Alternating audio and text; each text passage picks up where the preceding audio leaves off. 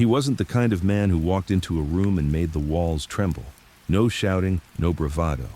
Domenico Cefalù, they called him Italian Dom, moved like a shadow on a summer sidewalk, silent, steady, and gone before you realized he'd passed you. That's what made him dangerous. In a world full of wolves trying to bark louder than the next, he was the one who listened. He grew up in Palermo, Sicily, a place soaked in salt and secrets. The air there had a weight to it, like every breath carried the echo of generations.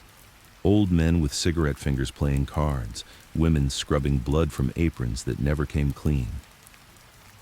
Even as a kid, Dom knew how to read people, not through words, through the way their hands moved, the twitch of an eye, the crack in a voice.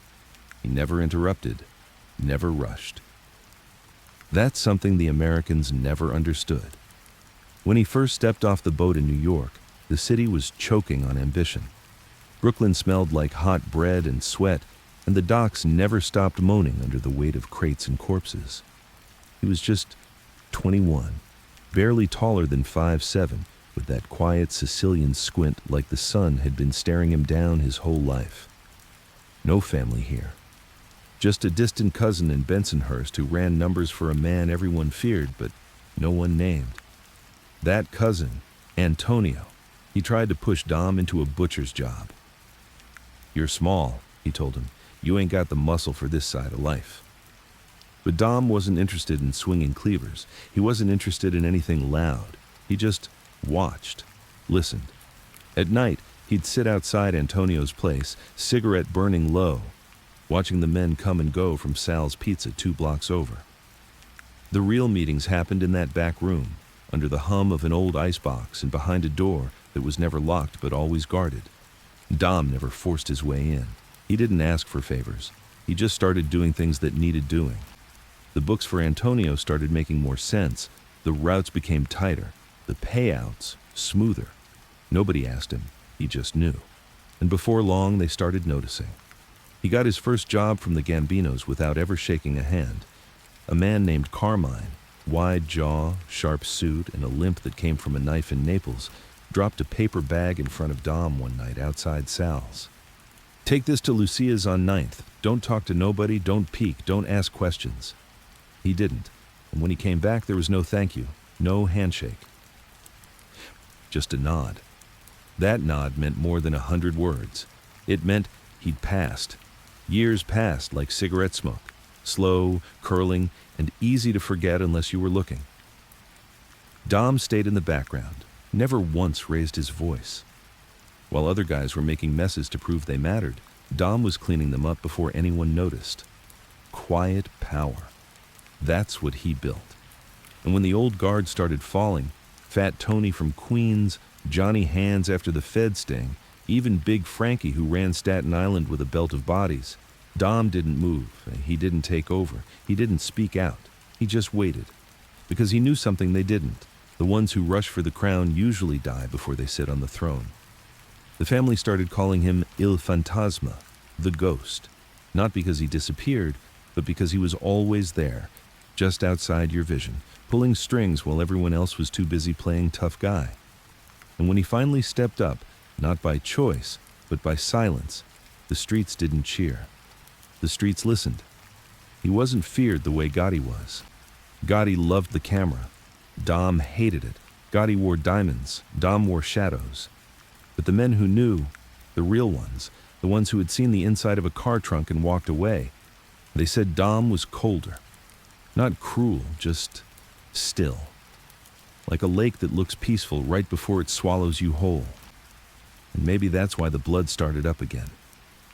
You see, when a quiet man takes power in a world that rewards noise, the world starts shaking, not from thunder, but from the silence that follows it. The first time Domenico Cefalù killed a man, it wasn't out of anger. It wasn't even personal. It was just necessary. That's the part most people never understand about this life. The real ones don't kill for revenge or pride. That's for street punks, corner boys chasing ghosts. Men like Dom, they kill for order. To maintain silence. To protect the balance of things. And when Dom pulled the trigger that night in Flatbush, there wasn't a shred of hesitation in him. No trembling hands, no hard breathing. Just a blink, and a man dropped. It was 1973. The city was bleeding.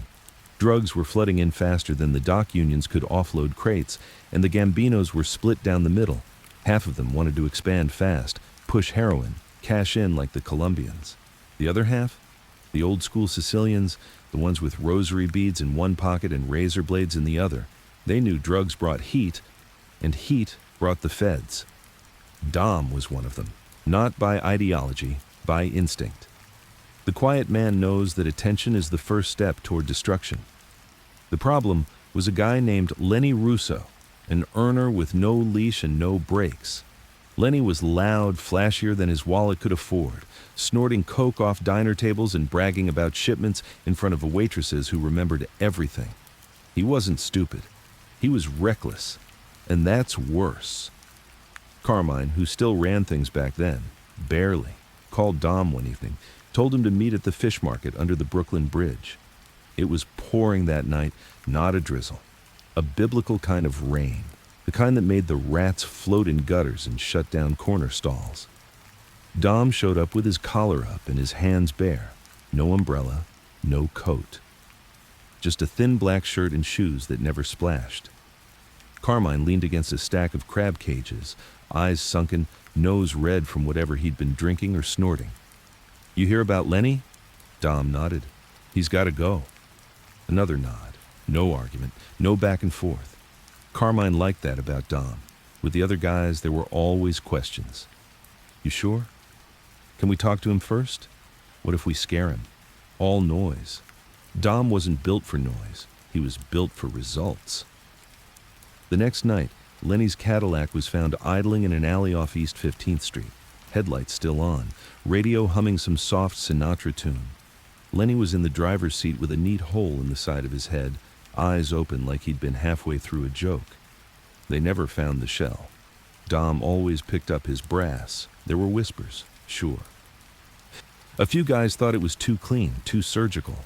One of them, Tommy DeSantis, started running his mouth at a card game, said the family was getting too cold, too robotic, like fucking robots are running this thing. 2 weeks later, Tommy disappeared. His girlfriend found his shoes on her porch with a rosary wrapped around the laces. That was Dom's way. Not flashy, not cruel, just clear. By the time the late 70s rolled in, Dom had become the one everyone called when things needed fixing. He wasn't a capo. He didn't have a crew, not in the traditional sense. But his name carried weight. He moved through the city like gravity, silent, invisible, impossible to fight. He took meetings in quiet spots, a bakery in Bensonhurst where the owner knew how to dim the lights without being asked. A church basement near Carroll Gardens where confessions echoed off cold tile floors, never the clubs, never the restaurants with the velvet booths and flashing lights. That was for the gaudy crowd. Dom preferred the dark, but something shifted in the 80s. John Gotti was rising, loud, brash, camera-hungry, the complete opposite of Dom. And the people, they loved it. Gotti had that grin, the swagger, the tailor-made suits. The media crowned him the Teflon Don. Every trial he beat, every time he walked out of a courthouse like a movie star, the myth grew. And in the shadows, Dom watched. He didn't hate Gotti, he understood him. Gotti was a reaction, a response to years of quiet power that had started to feel like stagnation. The younger guys wanted movement, they wanted noise, and Gotti gave them a marching band. Dom kept to himself. Let the storm pass. But it didn't. Because Gotti's rise came with heat. The FBI doubled down. Wiretaps popped up in pizzerias, in bars, even in the goddamn taxis. Nobody trusted anyone. RICO cases stacked up like poker chips, and when Gotti finally slipped, when Sammy the Bull flipped and the Teflon Don cracked, the entire family shuddered. It was in that chaos that Dom stepped forward, not publicly, not with a speech, but through a series of quiet, precise moves. He started by pulling in the older guys, the ones who survived the Gotti years by staying low. Then he brought in new blood, not kids from the streets, but smart, disciplined Sicilians who didn't flinch when the feds came knocking. Men who knew the rules, who respected the silence. By 2011, after years of subtle restructuring, Dom became the official boss of the Gambino family. There was no parade, no celebration, just a short walk from his Staten Island home to a small Italian cafe on Bay Street. He sat down at a corner table, poured a cup of black coffee, and nodded once to the man across from him. That man got up, left the cafe. And within 24 hours, every remaining capo in the family received a plain envelope. No threats, no commands, just a photo of Dom sitting alone, calm as ever with the words, "We return to order," or "We return to the ground." Nobody questioned it, because by then everyone knew, when Dom spoke, the city listened. And when he didn't speak, men disappeared. But power brings enemies, and silence, it can be mistaken for weakness. Dom wasn't stupid. He knew there were whispers, a new generation growing restless. Kids who didn't care about Sicily or old codes. They wanted Bitcoin, fast money, flashier girls, and dirtier business. They called Dom a dinosaur behind closed doors. He heard them, and he let them talk. Because the thing about silence is, it makes the arrogant fill the space with their own stupidity. And when they talked too much, Dom would move again, not with guns, with ghosts. A club gets shut down, a cousin gets deported, a phone call doesn't go through anymore, and suddenly the product doesn't arrive. No warnings, just a slow suffocation. That was Dom's way, and it kept the family alive. But it came at a cost. You can't be that still for that long and not start to feel the weight. Dom didn't sleep much, never had. But in his later years, the insomnia turned darker. He'd lie in bed, eyes open, hearing footsteps that weren't there. Faces he couldn't forget flashing in the dark. Lenny Russo, Tommy DeSantis, even Carmine, who died slumped over his desk with his last drink unfinished. They all came back in those quiet hours. And maybe that's why he started walking at night. Long, slow walks through Staten Island neighborhoods where the street lamps flickered and the pavement still remembered blood. People say they saw him, long coat, hands in his pockets, walking like a man who'd already made peace with being hunted. But no one ever approached, not even the cops. Because even after all those years, there was something in Dom's eyes, that Sicilian squint, that unreadable cold, that told you exactly what he was capable of. He didn't need to prove it. He was it. And that's what made him the last of a dying breed, the last Don who didn't need to speak to be feared. The last man who didn't need to be seen to be felt. And deep down, he knew the clock was ticking, not just for him, but for the way he did things, the quiet code, the unspoken rules. It was fading, being replaced by noise and greed and amateurs with iPhones. But he wasn't done yet, because somewhere out there, in the fog of this new world, someone was waiting to betray him. And Domenico Cefalù, Italian Dom, was still sharp enough to hear the blade being drawn. By the time winter rolled in, Staten Island had turned gray. Not just the skies, the streets, the air, the people, all washed out in that pale, sick color of cold. Even the houses looked tired. Salt crusted the sidewalks, smoke rose from chimneys like sighs, and the wind carried the kind of silence that made dogs bark at nothing. Dom liked that time of year. Always had. It reminded him of Palermo during the early months, that bitter stretch where nothing grew, and even the sea seemed tired of moving. Cold made people honest, made them show who they really were. Nobody could pretend in the winter. It was in those quiet months that the whispers started to grow louder, not in his presence, never to his face. But Dom had eyes, ears, and more importantly, instincts. There was movement, small things at first, late pickups, changed meeting spots, unexplained delays with payments. Some capos who used to kiss the ring were now sending their underbosses in their place, claiming they were handling things down in Jersey or sick with the flu. Dom knew the smell of disloyalty better than most men knew the smell of their own home. And this wasn't just disrespect. It was preparation. Someone, maybe more than one, was getting ready to make a move, not necessarily to kill him. No, Dom was too respected for that. But they wanted to push him into a corner, sideline him, turn him into a figurehead while they ran the books their way, pulled in the new money, ran the new operations. Cocaine, pills, crypto scams, fast, stupid cash from kids who barely knew how to clean a gun. They thought Dom was soft now, old, past his prime. That was their first mistake. He called a sit-down, not a big flashy one, just a quiet gathering in the back of Lorenzo's bakery. 3 capos, Gallo, Vitale, and Benny Greco, all men who owed their status to Dom. Men who used to answer before he even spoke. The room smelled of flour and coffee. A single bulb hung from the ceiling. No phones, no watches, no wires, just eyes, breath, and the pulse of 100 buried bodies. Dom sat at the head of the table, quiet as always. A cigarette burned between his fingers, untouched. He let them talk first. That was the trick. Let the guilty fill the silence. Gallo started, trying too hard to sound casual. We've been thinking about expansion, Dom. Florida, Vegas, some new opportunities coming up. Benny's cousin knows a guy. Your cousin's a liability, Dom said, his voice low and even. The table froze. Dom flicked the ash from his cigarette. He talks too much, laughs too loud. If the feds haven't noticed him yet, it's only because they are waiting for him to bury you first.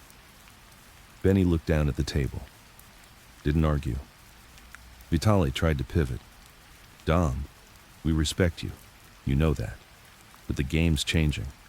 The old ways, they don't work anymore. These kids don't fear tradition. They don't respect. They will, Dom said, cutting him off. Not loud, not angry, just final. I didn't ask for this seat, he continued. Didn't kill for it. Didn't bribe for it. I waited while better men than me fell apart because they couldn't keep their mouths shut or their pants zipped. I waited. And when the dust settled, I was still standing. Not because I'm smarter, not because I'm stronger, but because I understood one thing.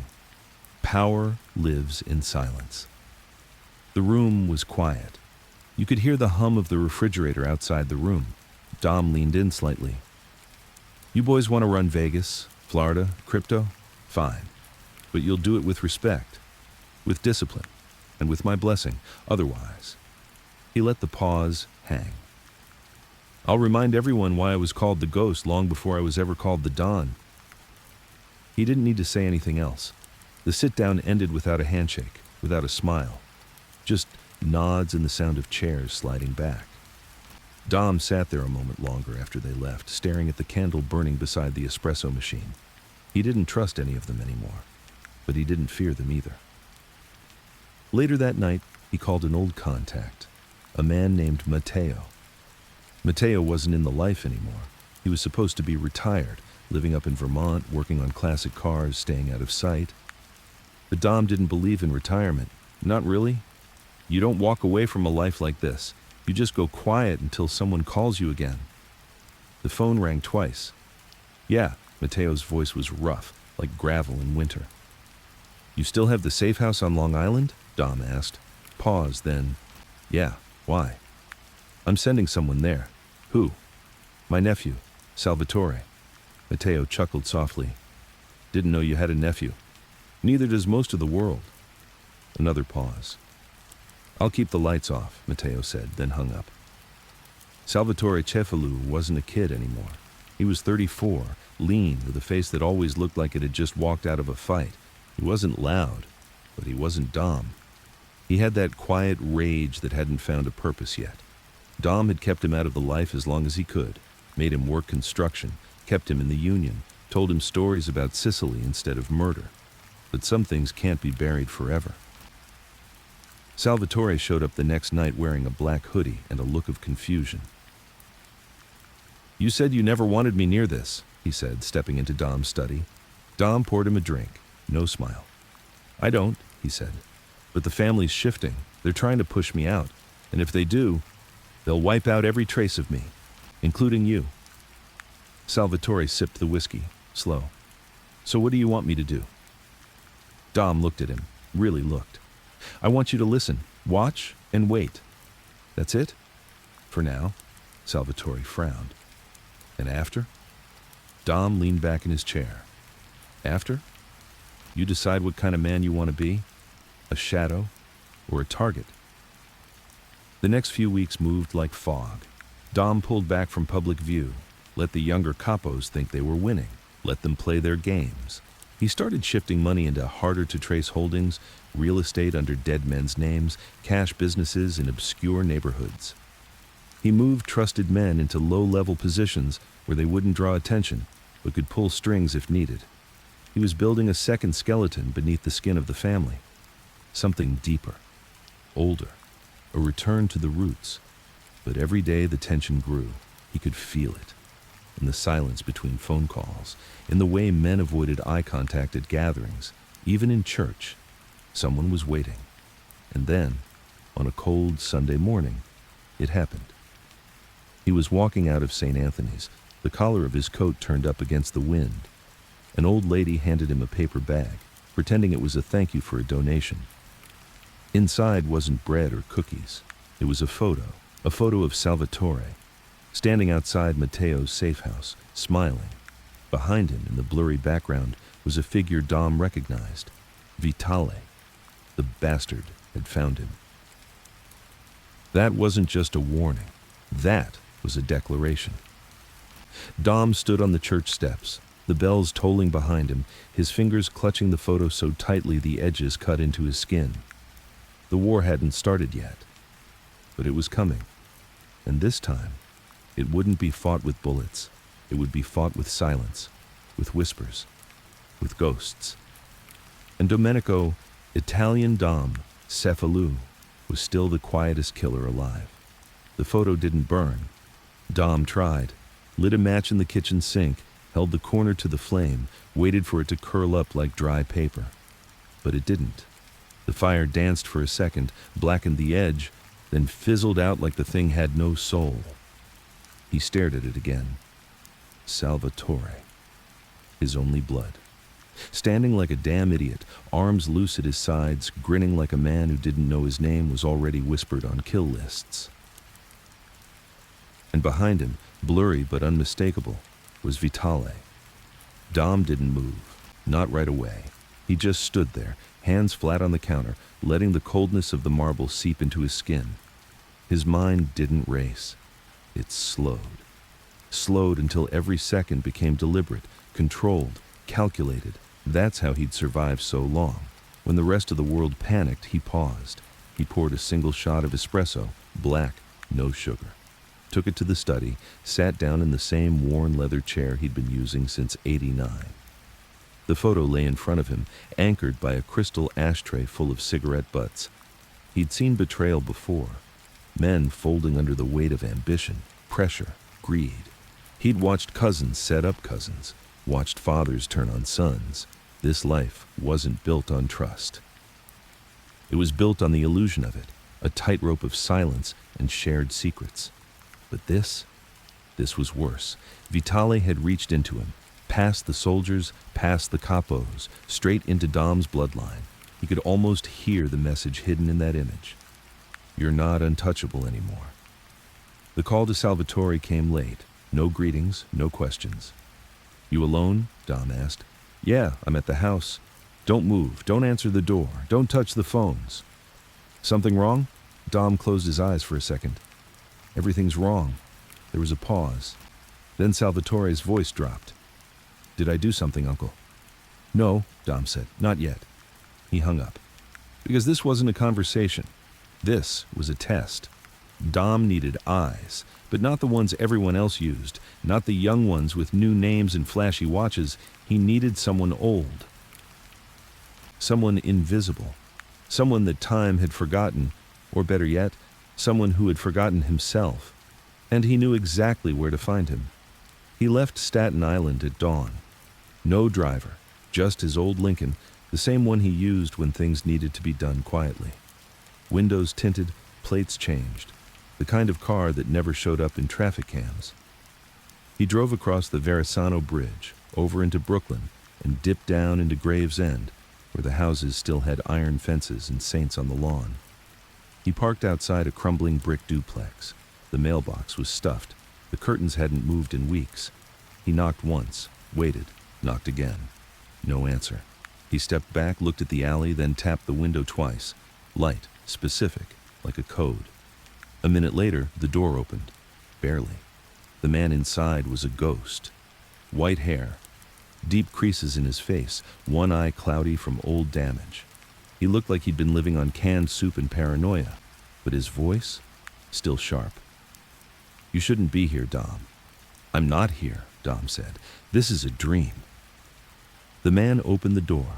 Inside, the place was dark, damp, and quiet, like a mausoleum made out of nicotine. The walls were yellowed with smoke.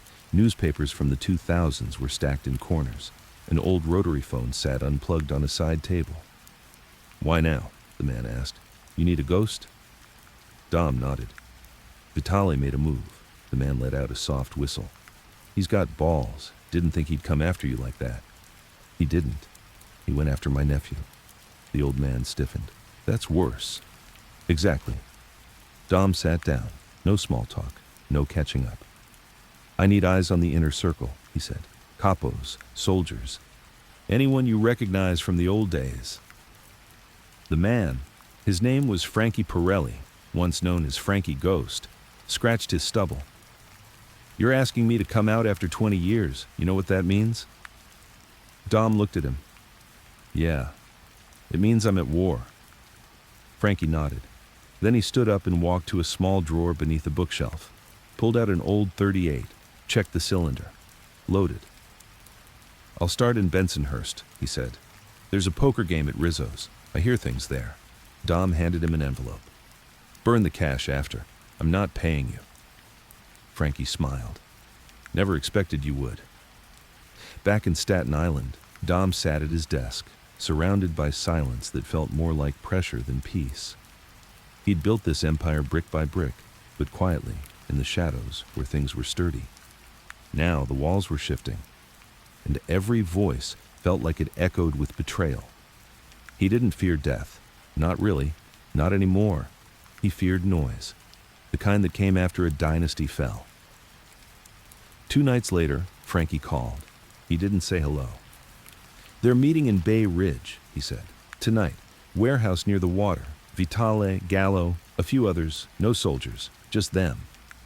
"Where exactly?" Frankie gave the address. "You want me to watch?" "No," Dom said. "I'll come." There was a long pause. "You sure?" "I need to see their eyes." The warehouse sat near the old docks, the kind of place used in movies for gun deals and betrayal. But Dom wasn't there for theatrics. He wanted clarity. He arrived an hour early, parked 3 blocks away, and walked. No coat, just a scarf, gloves, and silence. Frankie was already watching from across the street, sitting in a rusted-out delivery truck with binoculars. Dom gave him a nod, then slipped inside. The warehouse was dimly lit, just one lamp overhead, metal crates stacked against the walls, a few folding chairs near a steel table. It smelled of salt, rust, and dust. Vitale arrived first. Gallo 10 minutes after. Benny came last. They didn't expect Dom. That much was clear from the way Vitale's smile froze on his face like a cracked mask. "Dom," he said, hands spreading wide. "Didn't expect—" "You knew I'd come," Dom said. Vitale tried to laugh. "It's just a meeting, nothing formal." No such thing as informal when 3 capos meet without the boss. They stood there, unsure what to say. Gallo shifted on his feet. Benny looked at the floor. Dom stepped forward, slow and steady. "I've seen the photo," he said. Silence. "You made a move on my nephew. You used him to send a message." Vitale didn't deny it. "He's new blood, Dom. He's young, untested. We just wanted to know what side he was on." "He's on mine," Dom said flatly. Vitale took a step forward, trying to regain footing. "This isn't about disrespect. It's about progression. The world's moving, faster than ever. We need to adapt." "No," Dom said. "You want to evolve the family into something filthy, something sloppy. That's not progress. That's rot," Benny finally spoke. "We didn't vote for war, Dom." "There won't be a war," Dom said, "because I don't need bullets." He stepped closer, now just a few feet from Vitale. "I just needed to see your eyes, so I'd know who to bury first." Vitale's hand twitched near his belt. Dom stared at him. "You won't make it to the door," Dom said.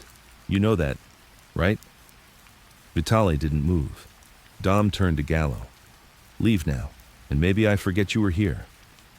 Gallo didn't hesitate. He left without a word. Benny followed. Only Vitale remained. Dom leaned in, lowered his voice to a whisper. Watch your phone. Watch your food. Watch your wife. Every second from now until your last breath, you'll wonder when it's coming. He stepped back. And when it does, you'll know I sent it. Then he turned and walked out. No gun drawn, no blood spilled. Not yet. But the message had been sent. Outside, Frankie was already pulling the car around. You sure you don't want to do it the old way? He asked. One in the back of the head, nice and clean. Dom shook his head. The old way is what made us kings. The new way is what gets us killed. He climbed in, and as they drove off, the first flakes of snow started falling. Slow, quiet, soft. Just like death. Dom didn't speak a word the entire ride back to Staten Island. Frankie knew better than to fill the silence. He just drove, one hand on the wheel, the other resting near the old revolver wedged in the side pocket of the door. The city passed them like a memory, the kind you try not to look at too hard because it hurts. Dom sat in the back seat, staring out the window, his thoughts darker than the road. His eyes weren't angry. They were calculating, cold, like a man who'd stopped trusting warmth years ago and only found comfort in control. He was planning, not revenge. That was childish. Dom never moved out of emotion. Every step he took had to mean something. He didn't believe in explosions. He believed in erosion, wearing away the ground beneath his enemies until they fell into a hole so deep they forgot what the sun looked like. When they pulled up outside his house, Dom didn't get out right away. Frankie, he said, voice low, I want you to follow Gallo. Not tonight, not tomorrow. Give it a few days, make it look natural. Frankie nodded. You think he's still playing both sides? No, Dom said. I think he's scared, and scared men make mistakes. And Benny? He's weak. He'll fall whichever way the wind blows. Leave him alone for now. Frankie scratched his beard. And Vitale? Dom looked out the window again. He's already dead. Just doesn't know it yet. Inside the house, everything was quiet. Too quiet. Salvatore was sitting in the kitchen, a half-drunk cup of espresso on the table, his leg bouncing restlessly. The kid had that twitch in him, not nervousness, just anticipation, like he was always waiting for something to explode. Dom hung his coat by the door, walked in slowly, and sat across from him. Sal didn't speak, just watched his uncle with those sharp eyes. I saw Vitale, Dom said. That got a reaction. You went to him? No, he came to me. He just didn't know it. Sal's jaw tightened. What do you want me to do? Dom leaned back, lit a cigarette. Nothing. Sal's eyes flared. Nothing? After he used you? After he tried to send a message through you? Yeah, nothing. Sal slammed his fist against the table. That's bullshit. We should go at him now, finish it before... Dom raised a hand, just 2 fingers. Sal went quiet immediately. You want to be in this life, Dom said. Then you learn the first rule right now. The man who reacts, loses. There was a long pause. Salvatore's chest heaved slightly, trying to keep the fire inside. Dom continued, voice calm, almost fatherly. You want revenge? I want results. You want to make a point? I want to shift the balance. Sal sat back, rubbed his face. So what now? Now, Dom said, you disappear. Sal frowned. What? Dom stood up, walked to the cabinet, pulled out a plain black folder, and slid it across the table. Inside were IDs, credit cards, passports, all fake, all flawless. You're going to Atlantic City. Name's Anthony Romano. You work at a cash-only mechanic shop on the north end of town. I've got a guy there. Real quiet, real loyal. You stay put. You don't call anyone. You don't use your real name. You don't even think like Salvatore Cefalù. Sal flipped through the documents, confused, angry. Why? Because I need leverage, Dom said. And you're mine. Sal's voice dropped. You don't trust me? Dom shook his head. I trust you. That's the problem. I can't let them know how much you mean to me. Because the next time, they won't just take a photo. Sal swallowed hard. Dom lit another cigarette, stared at the flame for a long moment before saying, I'll bring you back in when it's time, but not until I make sure no one can use you against me again. Sal nodded slowly, resigned. He left that night. Didn't hug his uncle, didn't shake hands. Just got in the car and drove, like a soldier being shipped to the front lines. 3 days passed in a haze of cold air and colder coffee. Dom didn't leave the house, barely answered his phone. Men called to check in, capos asked for meetings, even priests stopped by asking about their donations. He didn't respond. He let the silence do the work. On the 4th day, Frankie called. I followed Gallo. And? He met with a lawyer, real slick guy, wears red socks, drives a BMW like he's hiding from someone. I ran the plates. The guy's clean. But his firm? Not so much. Been tied to 2 mob cases in the last 5 years. Both defendants got sweetheart deals. Dom grunted. Gallo's making an exit plan. Yeah, and he's sloppy about it. Dom sat back in his chair. Send someone to lean on the lawyer. You want a warning or a message? Just a whisper. Make him feel watched, like the walls know his name. Frankie chuckled. Got it? Before hanging up, Dom added one more thing. After that, send Gallo a gift. What kind? Dom smiled slightly. His mother's cannoli, the ones she made before she died. There was silence on the other end. That's cold, Dom. Dom exhaled smoke. No, that's memory. And memory keeps men loyal longer than fear ever could. Meanwhile, in Bay Ridge, Vitali was getting bolder. He started holding meetings in broad daylight, brought in new faces, Albanian muscle, some Russian middlemen, even a slick Dominican who talked fast and walked faster. He was building something, fast, loud, careless, exactly how Dom knew he would. The younger soldiers started drifting toward him, drawn by the promise of bigger scores, faster money, less rules. Vitali was offering freedom, autonomy. But Dom knew better. Freedom in this life was a rope, and every inch you pulled came with a noose on the end. He let it happen. Watched, waited. Because while Vitali was recruiting the hungry, Dom was feeding the forgotten. He started meeting with old associates, the ones too smart to chase noise, men who had stepped back, not out. The quiet ones who still had influence in corners no one noticed. Restaurant owners, union reps, funeral home directors, people who knew how to hide money, bodies, and conversations. Dom brought them back in, carefully, quietly. He didn't promise riches, he promised structure. And in the end, men in this world didn't want chaos. They wanted order, even if they didn't admit it. By the end of the 2nd week, Dom had rebuilt his foundation. Not with firepower, not with speeches, with silence. The kind of silence that wrapped around your neck and pulled slowly. And just when things started to settle, just when the pieces were falling into place, he got another message. This time, it wasn't a photo, it was a hand, wrapped in cloth, delivered in a plain white box, left on Dom's front porch like a pizza order. He opened it calmly. Inside, beneath the fabric, was a severed hand. A gold ring still clung to the swollen finger, the kind worn by made men.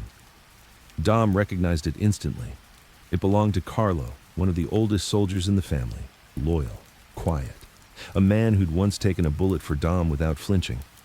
Now, he was scattered in parts. The message was clear.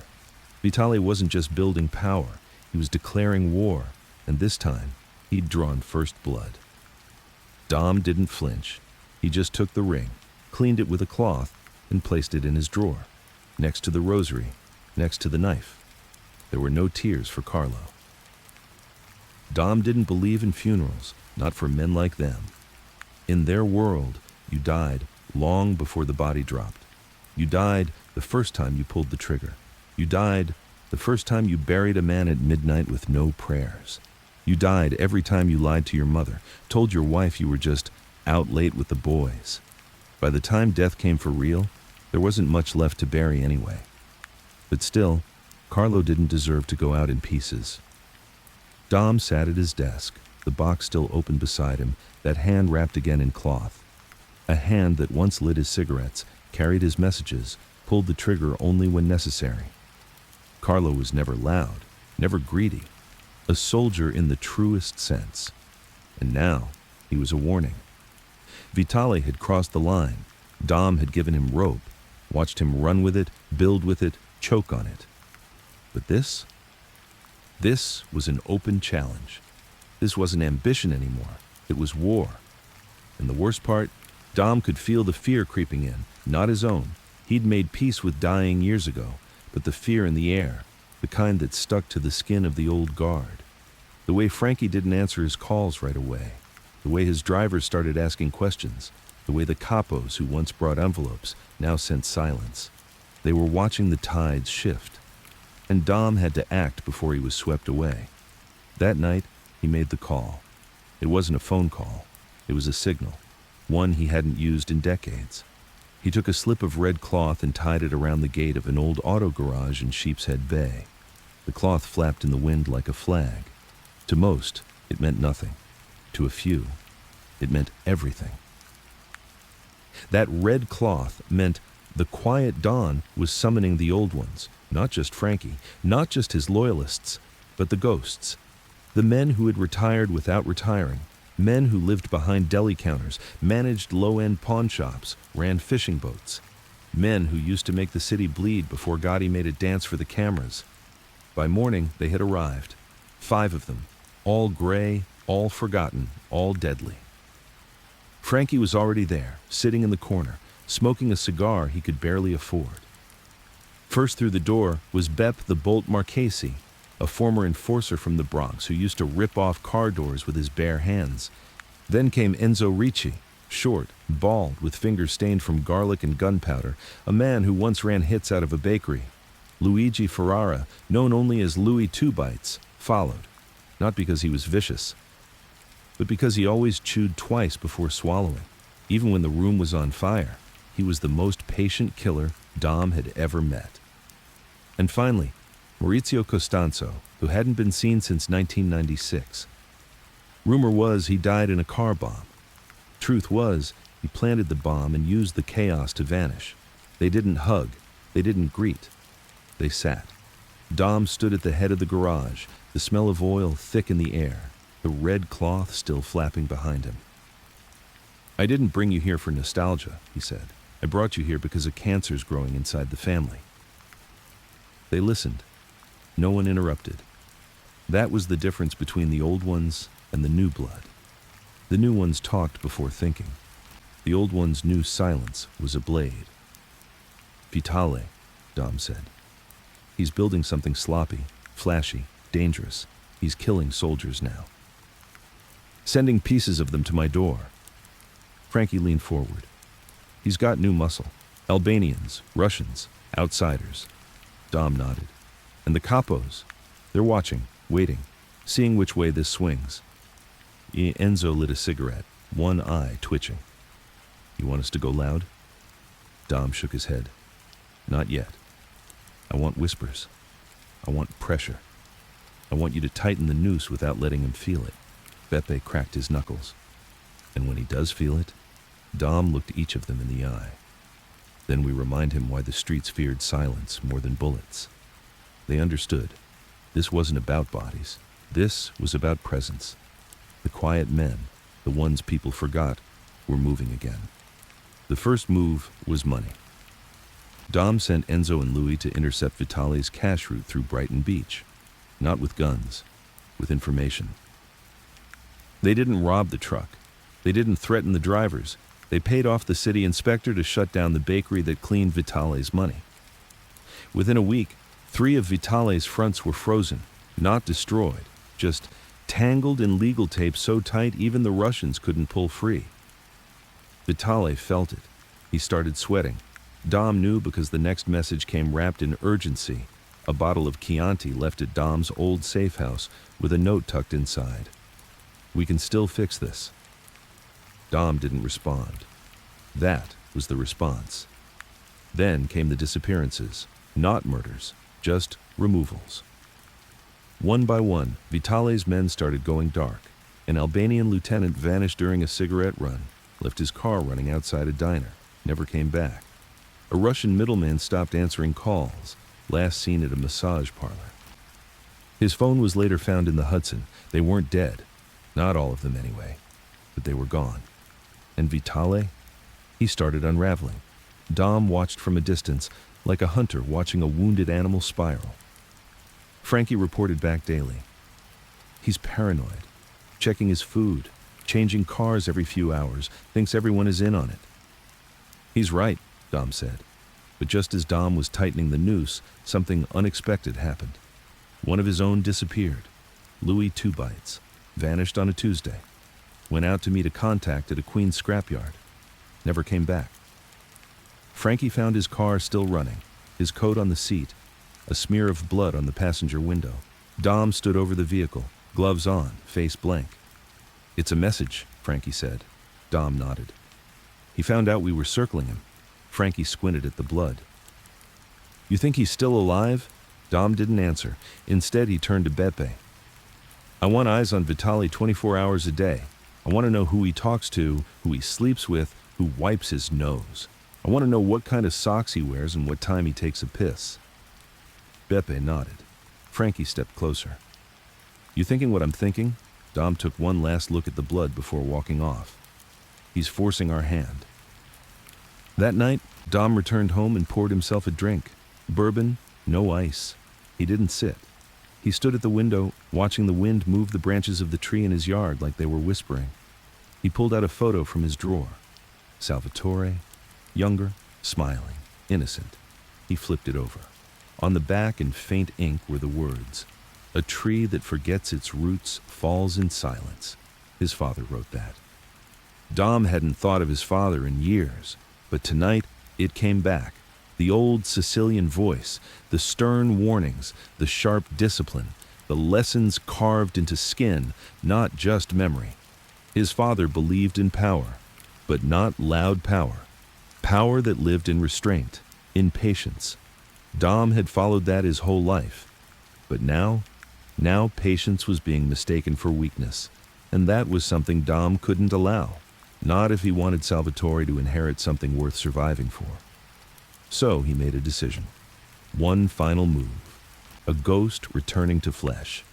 He was going to meet with Vitale, face to face. No soldiers, no guns, just the two of them. Because sometimes the only way to kill a cancer is to cut it out with your own hands. Vitale didn't see the meeting as a trap. That was his first mistake. When Dom's message reached him, delivered by a boy no older than 13, with a crumpled note inside a folded napkin, it only had 6 words on it. "You wanted peace. Meet me alone." The boy didn't say who sent him. He didn't need to. The signature was silence. The location was scribbled beneath the message, an old boat dock on the edge of Red Hook. It wasn't a friendly place, not anymore. Most of the fishermen were gone, replaced by junkies, rust, and the occasional body dumped into the cold black water. But Dom chose it for a reason. It was neutral, old, forgotten, like him. Frankie didn't like the plan. "You're walking into it," he said. "He's going to bring backup." Dom lit a cigarette and didn't answer. "You're alone out there, boss." Dom exhaled slowly. "Good." Frankie leaned forward, voice low, sharp. "You sure about this?" Dom looked him in the eye. "I'm not here to survive this war. I'm here to end it." And with that, he put on his coat, black wool with the collar turned high, and stepped out into the cold. Red Hook had changed since the 80s. It used to stink of fish and sweat, dock workers with cracked hands yelling over crates and tugboats. Now it smelled of mold, cheap liquor, and urban decay.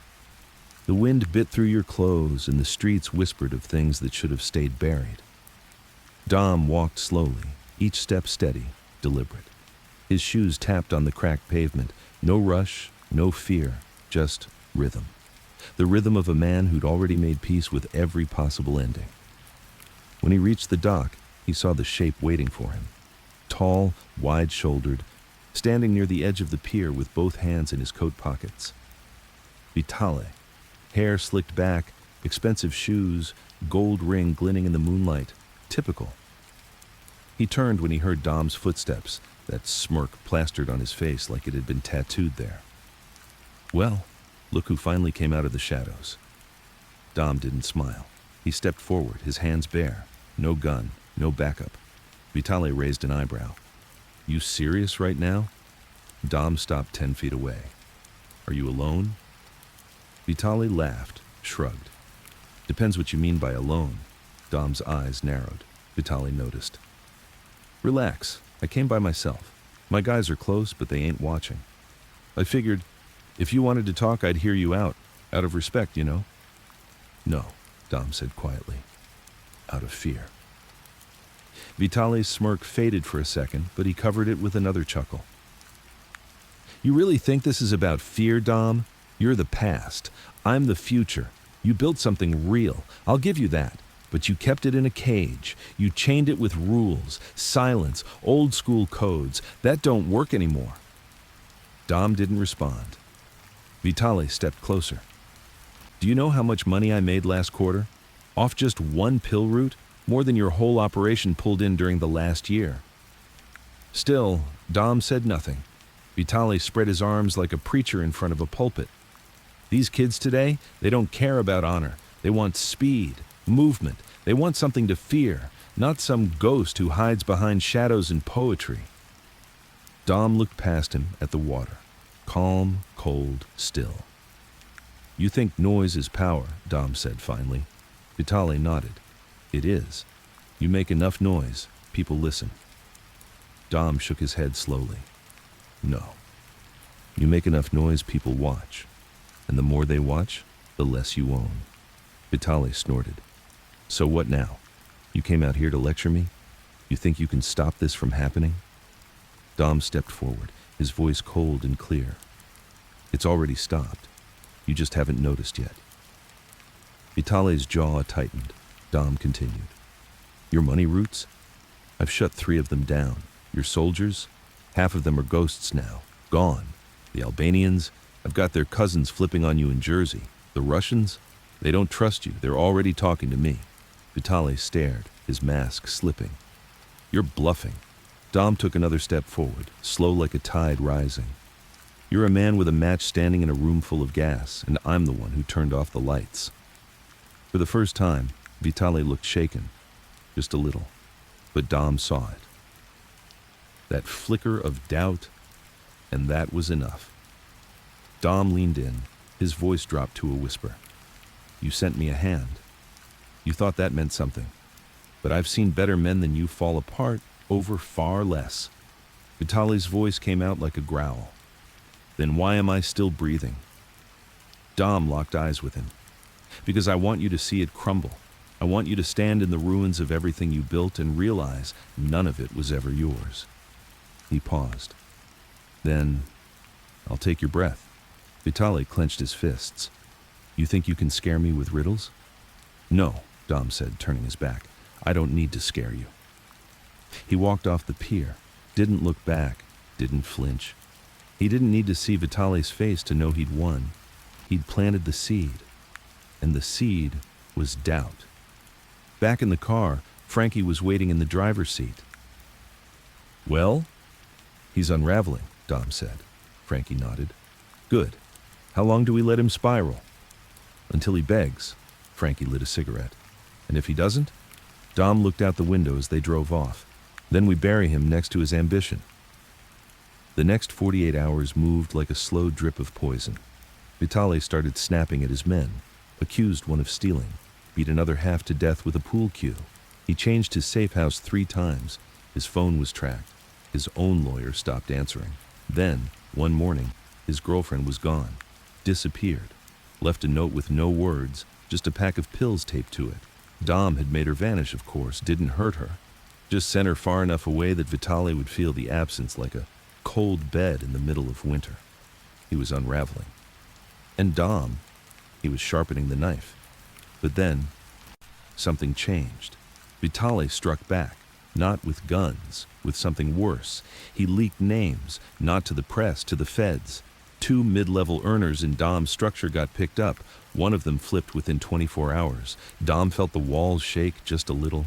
Frankie delivered the news over the phone. "You were right, he's cornered. And now he's swinging blind." Dom sat in silence for a long time, then said only one word. "Cut." Frankie was quiet. "You sure?" Dom nodded. "No more whispers. We're done playing chess." And just like that, the last phase began. Dom didn't give orders like other bosses. No screaming into phones, no banging fists on tables, no pacing back and forth like a madman in heat. That kind of noise was for capos with something to prove. Dom didn't need to prove anything. His silence had weight. When he said one word, "cut," the men who heard it moved like ghosts on a mission. No questions, no hesitation. They knew what it meant. Cut the lines, cut the traitors, cut the cancer out, no matter how deep it ran. Frankie was the first to act. He went straight for the accountant, Lou Russo, a quiet worm of a man who'd worked both sides for years. Lou had been cooking books for Vitali while pretending to serve Dom's front businesses. Dom knew it. He'd let it slide for too long, partly because Lou was useful, partly because he was terrified of confrontation. But now, Lou had become a leak, a soft spot in a dam already cracking. Frankie caught him walking out of a dentist's office in Flatbush, wearing a windbreaker and sunglasses like it made him invisible. Frankie grabbed him by the arm, whispered in his ear, and walked him to a nondescript black SUV. They drove for 30 minutes without a word. Then they pulled up behind an abandoned hardware store Dom had bought 10 years earlier just in case. Inside, the floor was concrete, cold and echoing with the ghosts of failed businesses and old blood. Frankie didn't say much, just sat Lou down in a wooden chair and taped his ankles to the legs. Lou didn't struggle. He'd seen enough mob movies to know what came next. "You know why you're here?" Frankie asked. Lou nodded. "It was just numbers, nothing major." Frankie lit a cigarette. "A leak's a leak, doesn't matter how small." Lou's voice cracked. "You gonna kill me?" Frankie exhaled smoke through his nose. "That's not my call." Then he pulled out his phone and called Dom. Dom answered on the second ring. "Speak." Frankie's voice was even. "He's here, tied, talking."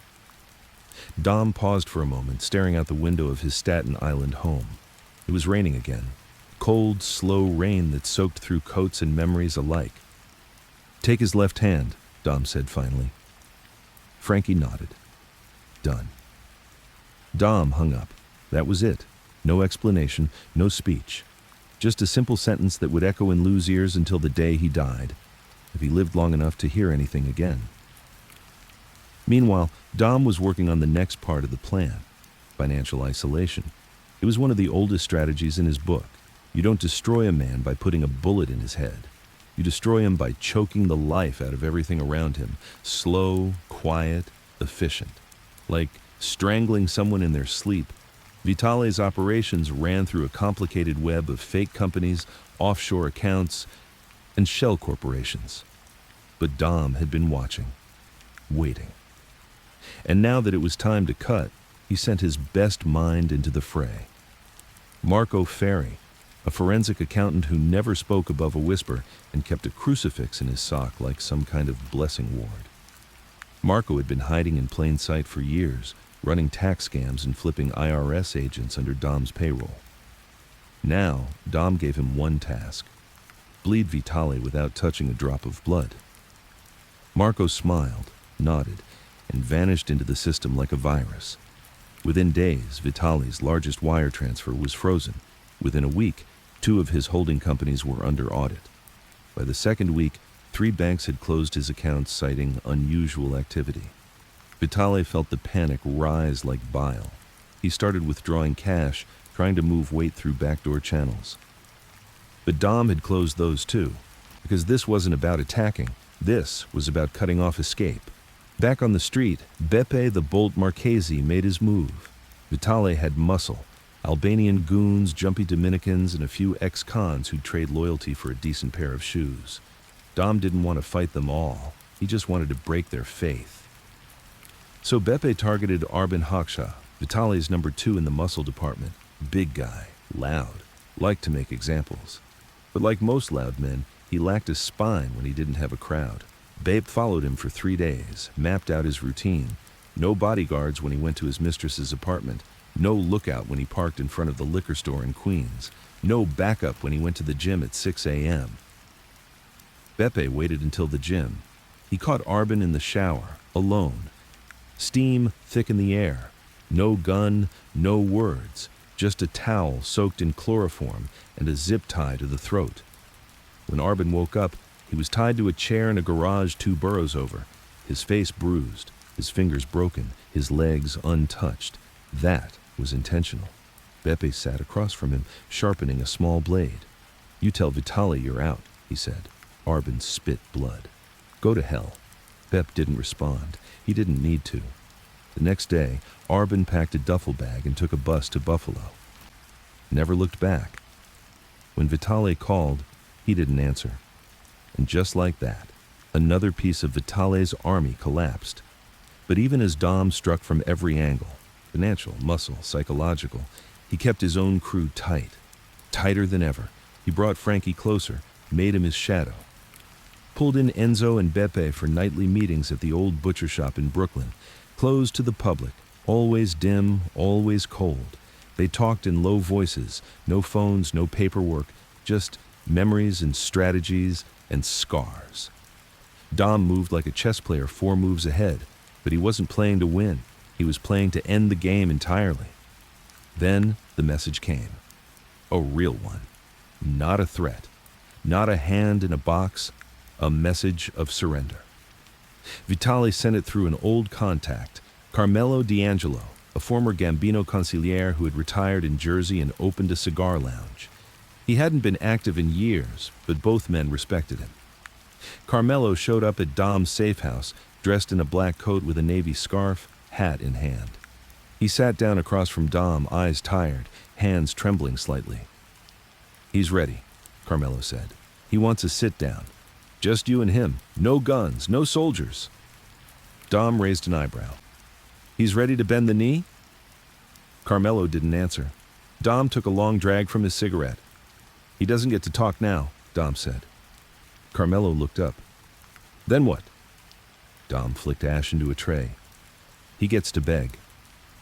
But even then, Dom wasn't stupid. He didn't trust Vitali.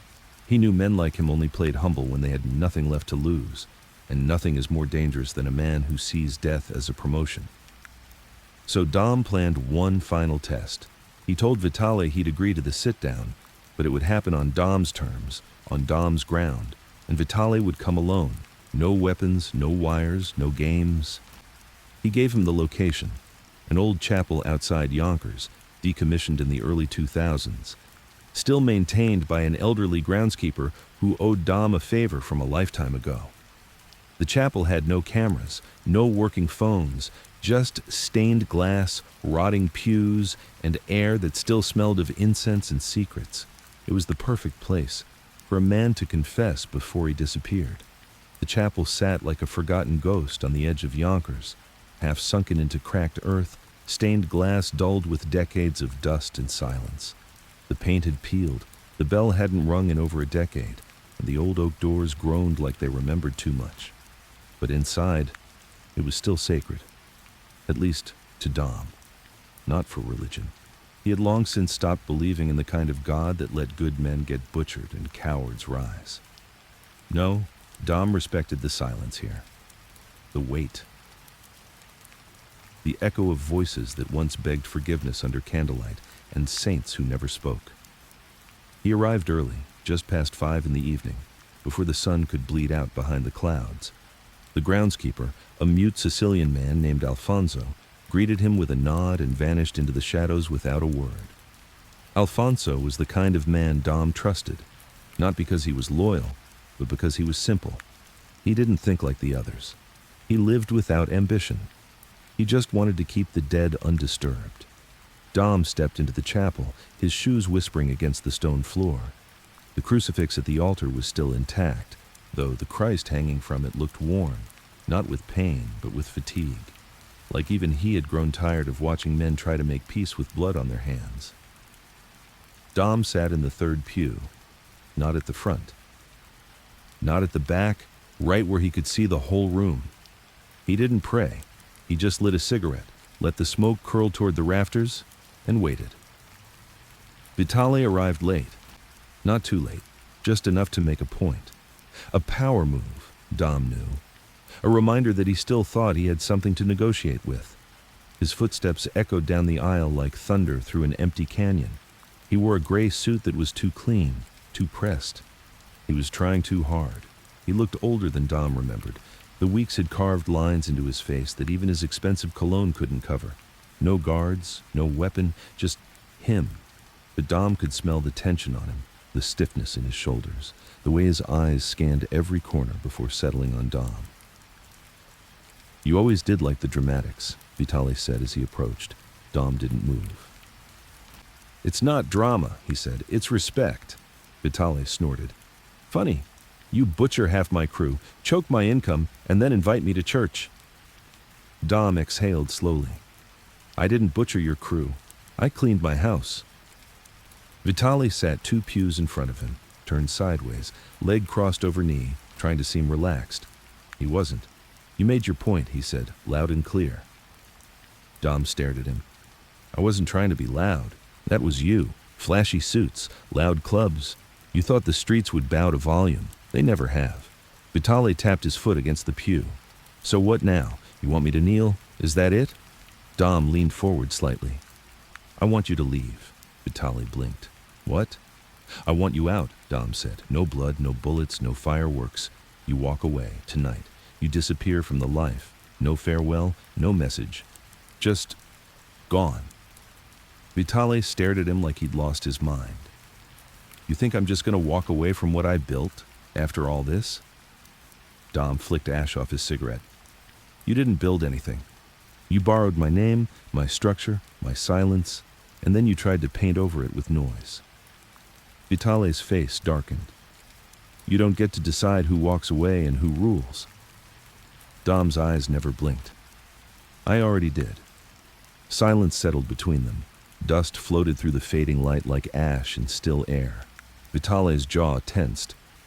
"You think I won't fight?" "No," Dom said. "I think you can't." Vitale stood suddenly, as if to regain the upper hand. "You forget who I am." Dom stood too, slower, smoother. His voice didn't rise. It lowered, like a cold wind sliding under a door. "No, you forgot who I am." He stepped forward, eyes hard as stone. "You forgot the blood I've buried, the men I've silenced, the cities I've walked through with fire behind me and nothing in front but cold stone.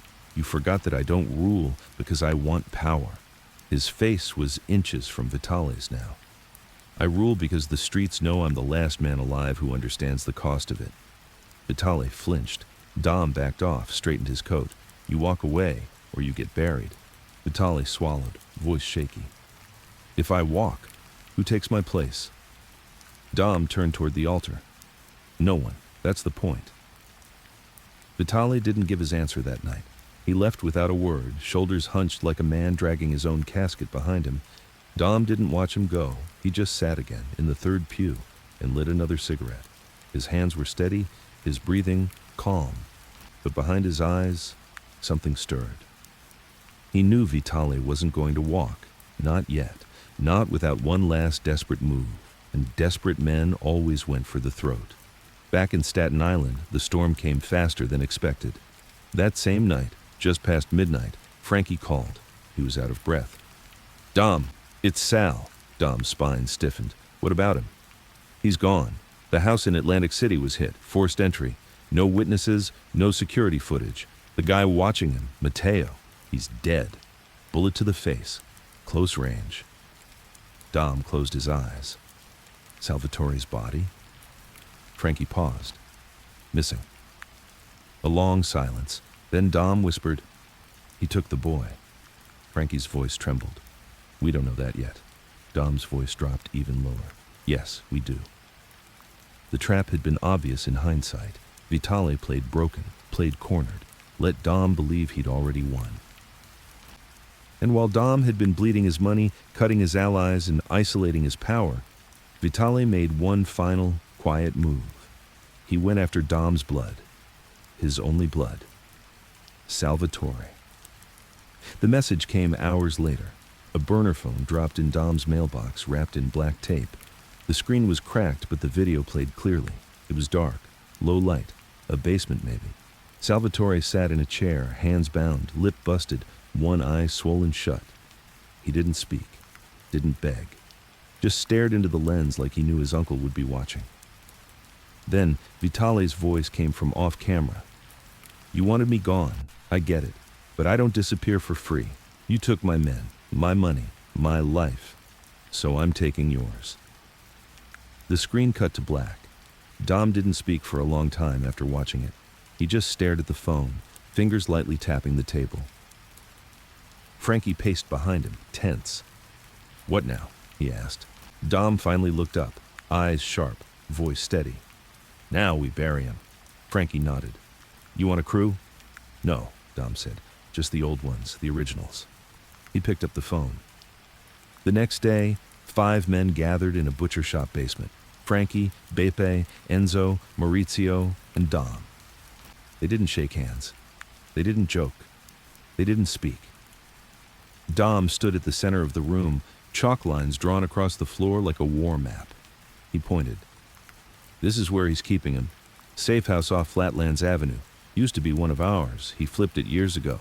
Basement's reinforced, 2 exits, one through the back, one through the garage. We cut the power. We go in quiet."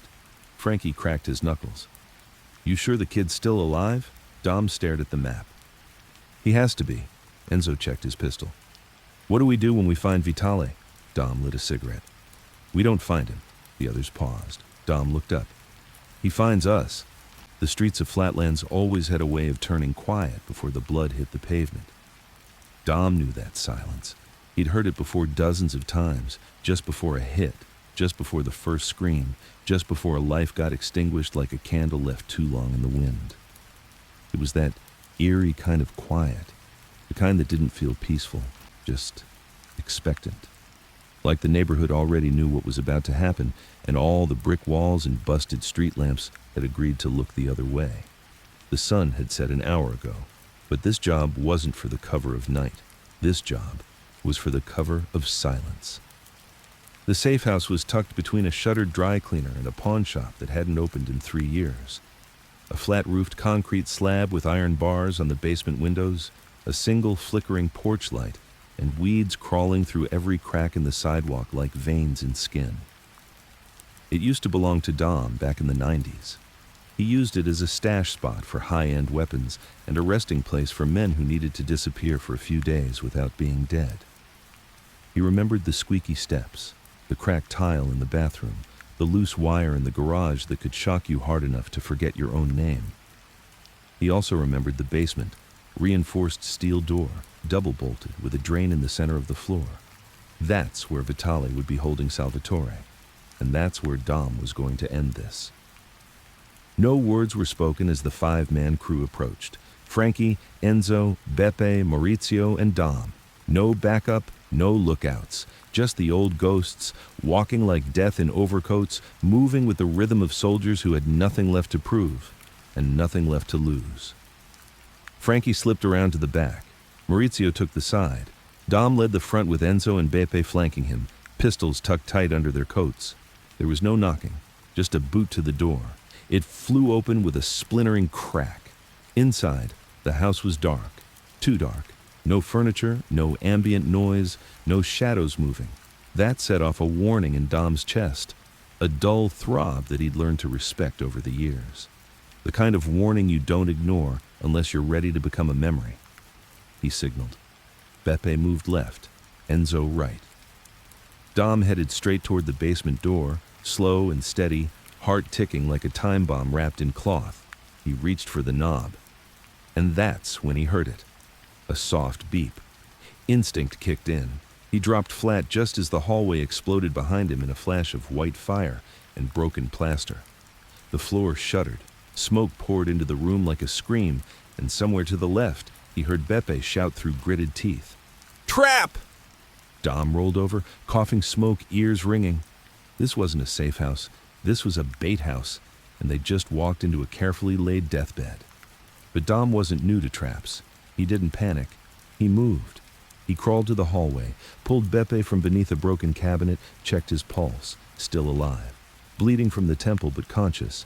Enzo stumbled in from the other room, his coat scorched, hair singed. "No one upstairs," he growled. "Empty. This was a goddamn show." Dom stood, wobbling slightly. Blood ran down his cheek from a shallow cut above his eyebrow. He grabbed a half-burned chair and smashed it against the basement door. Then he kicked, once, twice. The hinges groaned and snapped. He pulled his pistol, swung the door open, and aimed into the black. The light down there was faint, a flickering bulb barely strong enough to show the outline of the room. But it was enough. Salvatore was there, tied to a chair, eyes swollen shut, shirt bloodied, one hand broken, but alive. Dom moved fast, and faster than he'd moved in years, down the steps, across the concrete, kneeling at his nephew's side. "Sal," he whispered, voice suddenly different, not hard, not cold, human. Sal lifted his head slightly. "Uncle." Dom took a knife from his coat and cut the bindings. Sal gasped, body crumpling into his arms. "Is he here?" Dom asked. Sal shook his head slowly. "No, he left hours ago. Said you'd come. Said he wanted to watch from a distance." Dom looked up and saw the blinking light in the corner. A camera, live feed, broadcasting the whole rescue. He stood, jaw clenched, staring into the lens. "Coward," he said. Then he raised his pistol and shot it out. They got out fast. Frankie was outside already with the car, engine running, rear doors open.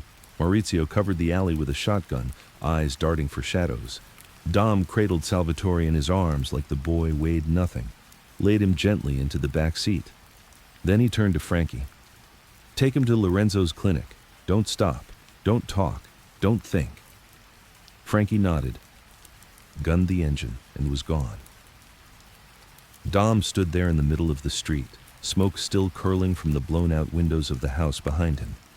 And in that moment, standing under the yellow glow of a dying street lamp, breathing the chemical stink of plastic and gunpowder, something inside him cracked, something that had been held together with silence for too long. He turned to Enzo, voice cold. "We finish this." Enzo's face was pale. "What's the play?" Dom looked up at the night sky. "I'm going to make him regret ever learning my name." The next 48 hours were a blur. Dom unleashed every contact he had. The union boys, the crooked detectives, the Latin crews he'd once helped get a seat at the table, even the dirty priests. Everyone owed him, and now he was calling in the debt. Vitale tried to run, first to Philly, then to Montreal, then back to Long Island under an alias. It didn't matter. Dom had already greased every path before the man ever set foot on it. Every bus station was watched, every hotel clerk paid off, every plane ticket traced. Vitale was trapped in the very web he'd tried to spin, and Dom was pulling the threads tighter each hour. Until finally, Vitale called. The call came through on an old burner Dom hadn't touched in 5 years. It buzzed once, then again. Dom answered, said nothing. Vitale's voice came through ragged, desperate. "You win." Dom waited. Vitale kept talking. "You want blood? Fine. You want my crew? Take them. They're nothing without me. You want the money? I'll wire it. Every dime I have. Just let me live." Dom spoke finally. Just one word. "No." There was a pause. "You said I could walk away." Dom's voice was calm. "I said that before you touched the boy." Vitale started to plead, but Dom cut him off. "You're done, Vitale. You'll walk nowhere, because the next place you go," he paused, "is the ground." Then he hung up and turned to Frankie. "Find him." In the hours after that call, something shifted inside Dom. Not rage. That had burned out long ago. What filled him now was colder, quieter. A kind of stillness that only came when a man had run out of forgiveness, out of restraint, out of time. It was the same stillness that came before a storm flattened a town. Vitale was no longer a rival. He was a problem. And Dom didn't leave problems unsolved.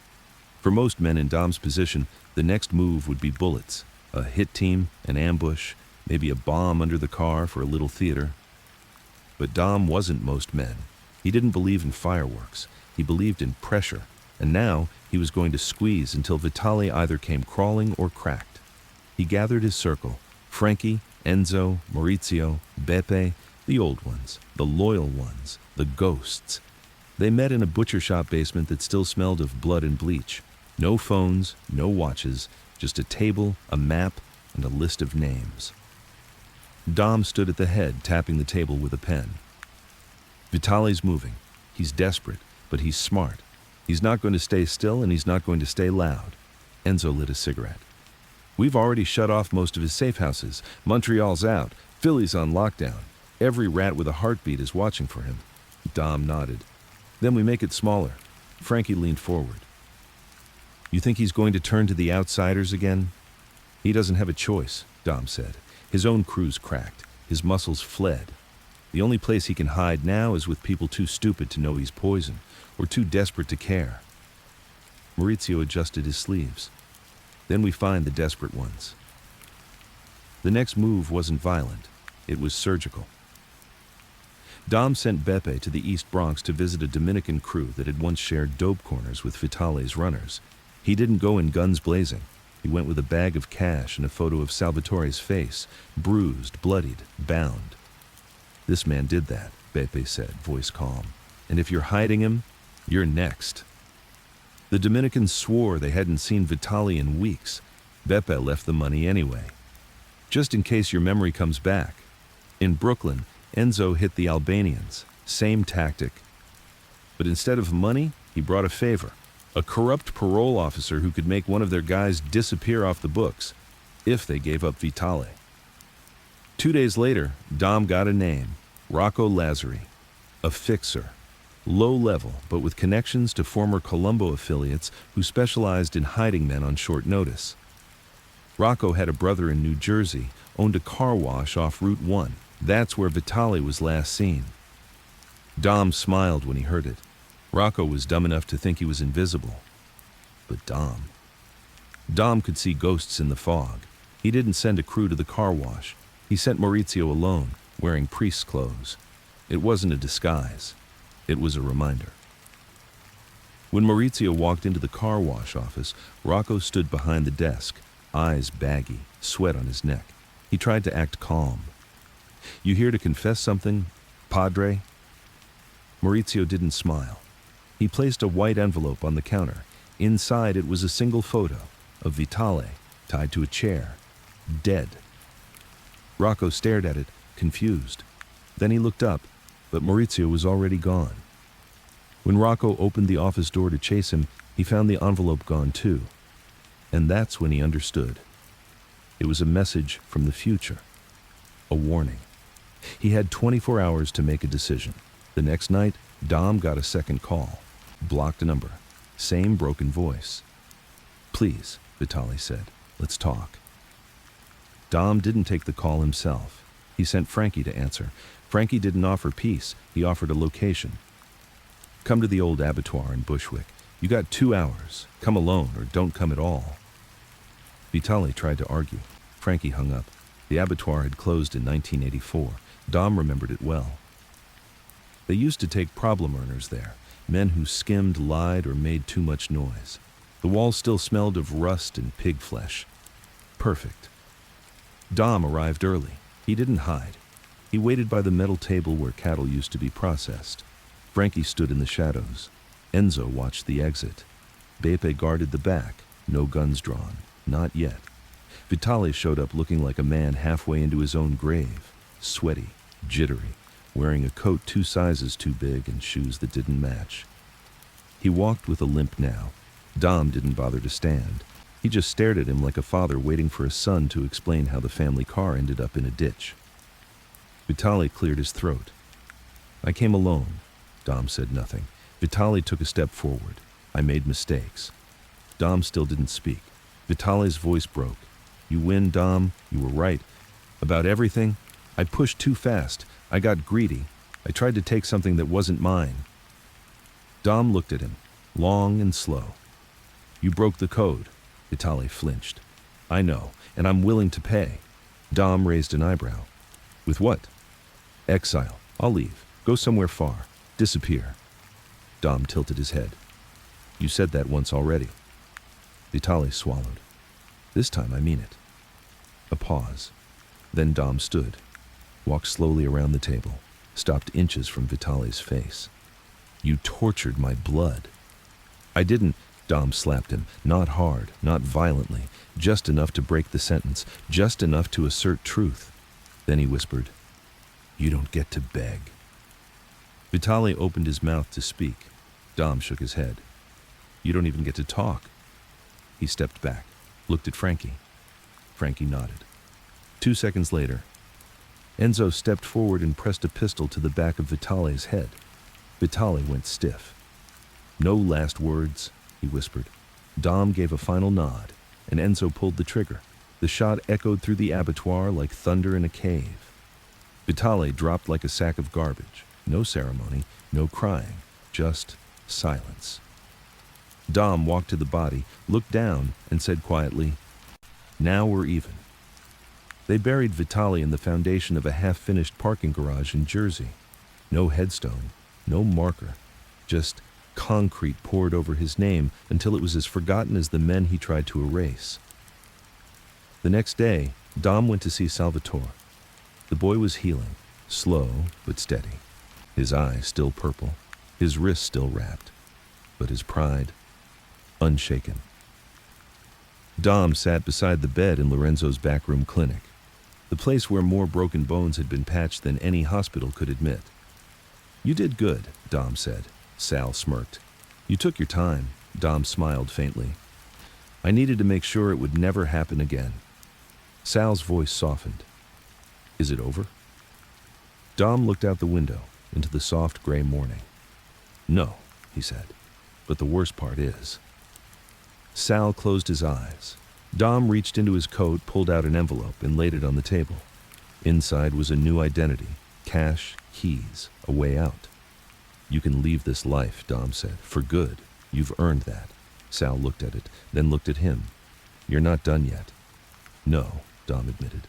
Then neither am I. Peace. It's a word men like Dom never really understand. To most, peace means silence, comfort, rest. To Dom, peace was just a pause, a brief exhale between storms. The calm before the next betrayal, the next death, the next lie wrapped in loyalty. But for the first time in years, the streets of Staten Island felt still. No gunshots in the distance, no names being whispered in alleyways, no bodies pulled from the river. Vitali was dead, and with him, the last piece of the cancer that had infected the Gambino name. Dom had returned to order, but peace? No, not yet, because even now in the quiet, Dom could feel the weight of something still coming, something unfinished. He spent the next week pulling the family back together, not with speeches, with action. He called meetings, small and tight, no more than 4 men at a time. Capos, soldiers, old earners who had started getting itchy during Vitali's uprising. He met them at diners, back rooms, funeral homes. No fanfare, no bodyguards. And in every meeting, he said the same thing. We went too loud, never again. Some nodded with relief, others looked uneasy.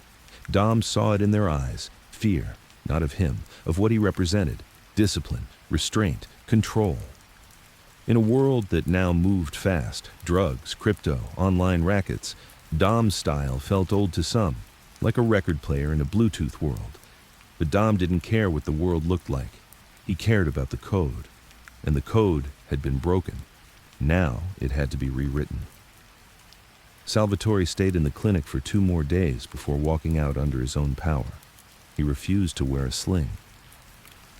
Dom watched him climb into the back of Frankie's car, his face bruised, but proud. He's got your spine, Frankie said. Dom shook his head. He's got something better. Frankie raised an eyebrow. Dom lit a cigarette. A reason. Back at the house, Dom finally let himself sit. Not in the study, not at the kitchen table where deals had once been made over coffee and silence, but in his father's chair. The old leather recliner by the window, worn from age, untouched for years. He poured a drink. Neat. No ice. Then he looked at the framed photograph sitting on the table next to the chair. His father. Gaetano Cefalù, the original quiet one. Dom hadn't looked at that face in a long time, but now, in the stillness after the war, he let himself remember the beatings, the lessons, the silence. Gaetano was never a boss, but he was feared, not because of violence, because of discipline. He never raised his voice, never explained himself twice. Dom had learned everything from him, but Gaetano had also died alone, stubborn, proud, unloved by the very men he once commanded. And Dom wondered now, as the smoke curled in the air, if that would be his ending too. The next day, Salvatore came to him with a request. "I want in," he said. Dom didn't answer right away. They stood in the garage behind the house, surrounded by dust and old memories. A 1972 Cadillac sat under a tarp, untouched since the Gotti years. Sal pulled the cover off, revealing faded black paint and chrome that still caught the light. "You taught me everything else," Sal said. "You might as well teach me this." Dom exhaled slowly. "You want the weight?" Sal nodded. "You don't even know what it means." Sal stepped forward. "I know what it cost you." Dom turned away. "Then why would you ask for it?" "Because someone needs to carry it when you're gone."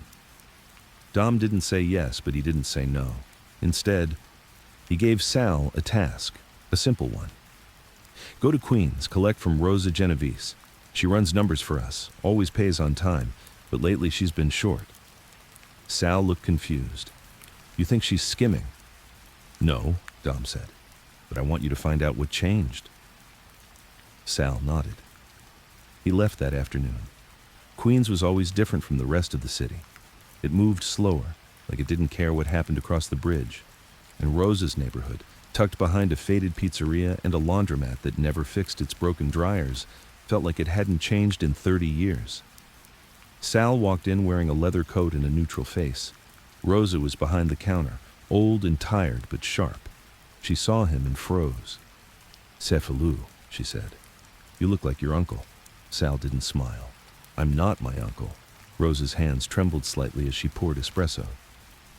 "I don't have it all." Sal sat. "I didn't ask." She slid a small envelope across the table, $2,200 short. Sal didn't touch it. "What happened?" Rosa looked at the floor. "My son," she said. "He's using again. Got into trouble with some Russians. I had to pay them to leave him breathing." Sal was quiet. Then he slid the envelope back. "I'll cover the difference. But you tell your son this. The next time he costs you, he'll pay with more than money." Rosa nodded, eyes wet. Sal stood and walked out. He didn't tell Dom everything, just that Rosa was late, but good for it. Dom didn't question it, not yet. But he noticed the change. That night, Dom met with Maurizio, one of the few left from the old days who still believed in the code, the unspoken rules that kept the streets from turning into a bloodbath every week. Maurizio leaned on the bar, swirling bourbon. "Word is you're grooming the kid." Dom didn't answer. Maurizio sipped. "He's green. He's better than most. He's got heart. I'll give him that." Dom looked at him. "What are you saying?" Maurizio turned. "I'm saying heart isn't enough. You're not building a family anymore, Dom. You're building a legacy. That's different. You don't need another soldier. You need someone who'll carry your silence into a world that doesn't respect it." Dom didn't reply, but he knew what Maurizio meant. This new world. It was too loud, too fast, too digital. Men like Dom were dinosaurs. But if Salvatore could survive it, without becoming like it, maybe the name Cefalù still meant something. 2 days later, word came from Harlem. A minor crew, not part of the family, had started taxing one of Dom's bookies. A test, a small one, but a test nonetheless. In the old days, Dom would have ignored it. But now he had something to prove. He sent Salvatore, with Frankie, not to kill, to send a message. They found the Harlem crew in the back of a sandwich shop. 4 of them, all young, all cocky. Frankie didn't speak. He just leaned against the wall, arms crossed. Salvatore walked in with calm steps, nodded at the boss, a tall kid with gold teeth and a fake Rolex. "I hear you've been charging one of ours," the kid shrugged. He's in our neighborhood. We protect our turf. Sal sat across from him. You think protection means a few punches and a threat? The kid grinned. It's worked so far. Sal leaned in. It won't work after today. The room tensed. Frankie didn't move. Sal pulled a knife from his belt and set it on the table, not pointing at anyone, just resting there like a suggestion. I'm not here to start a war, he said, but if we have to remind you who owns these streets. He tapped the knife once. We'll bury you before you realize your mistake. The kid stopped smiling. No blood was spilled. But the next day, the bookie called Dom and said the Harlem boys had paid him double, in cash and apologies. Dom didn't say anything to Sal, but that night, he poured him a drink. One glass, neat, and they sat in silence. Together. For the first time in a long time, Dom didn't feel like he was carrying the weight alone. Peace never lasts long in this world. Dom knew that. He hadn't rebuilt the family expecting gratitude or comfort. He hadn't spared Vitale's crew, reinstated the code, or handed Salvatore his first real responsibility because he believed in fairy tale endings. He did it because order had to mean something. Discipline wasn't about honor. It was survival. And now, survival was being tested again. It started with a whisper, a name, Luca Bravetti. Dom hadn't heard it in 10 years, not since the days when the Bronx was burning and the Colombians were forcing bad product into Gambino territory. Luca had been a middle-tier player then, too slick, too fast, too greedy. Dom had watched him from a distance and made one decision. He's not built for this life. So he'd exiled him, not violently, but with clarity. Sent him packing. No more envelopes, no more protection. Just silence. Luca disappeared. Until now. Frankie delivered the name over breakfast. Dom was sitting at a cafe in Bensonhurst, sipping espresso, reading a newspaper like an old man watching the world fall apart in slow motion. Frankie sat across from him, chewing on a plain bagel with cream cheese. He's back, Frankie said. Dom lowered the paper. Where? South Brooklyn, outskirts of Gravesend, running girls, coke, digital poker rooms. Dom stared. Using our name? Frankie nodded. He's got kids thinking he's under your umbrella. Dom exhaled through his nose. He's not. I know. Dom folded the paper neatly. So we remind him. Frankie sipped his coffee. You want me to handle it? Dom shook his head. No, I want Sal to do it. Frankie looked surprised. Test? No, Dom said. Lesson. Salvatore had been moving well since Harlem. Quiet. Sharp. He didn't swing his name around or try to act bigger than he was. Dom liked that. It meant he was listening, paying attention. That was half the battle in this world. So when Dom called him into the garage and handed him a name, Sal understood what it meant. No guns, Dom said. Sal nodded. Make him understand. Make him stop. But don't make a mess. Sal tucked the name in his pocket.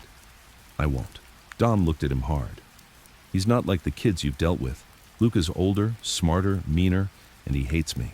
Sal raised an eyebrow. Why? Because I saw him for what he was, and I said it out loud.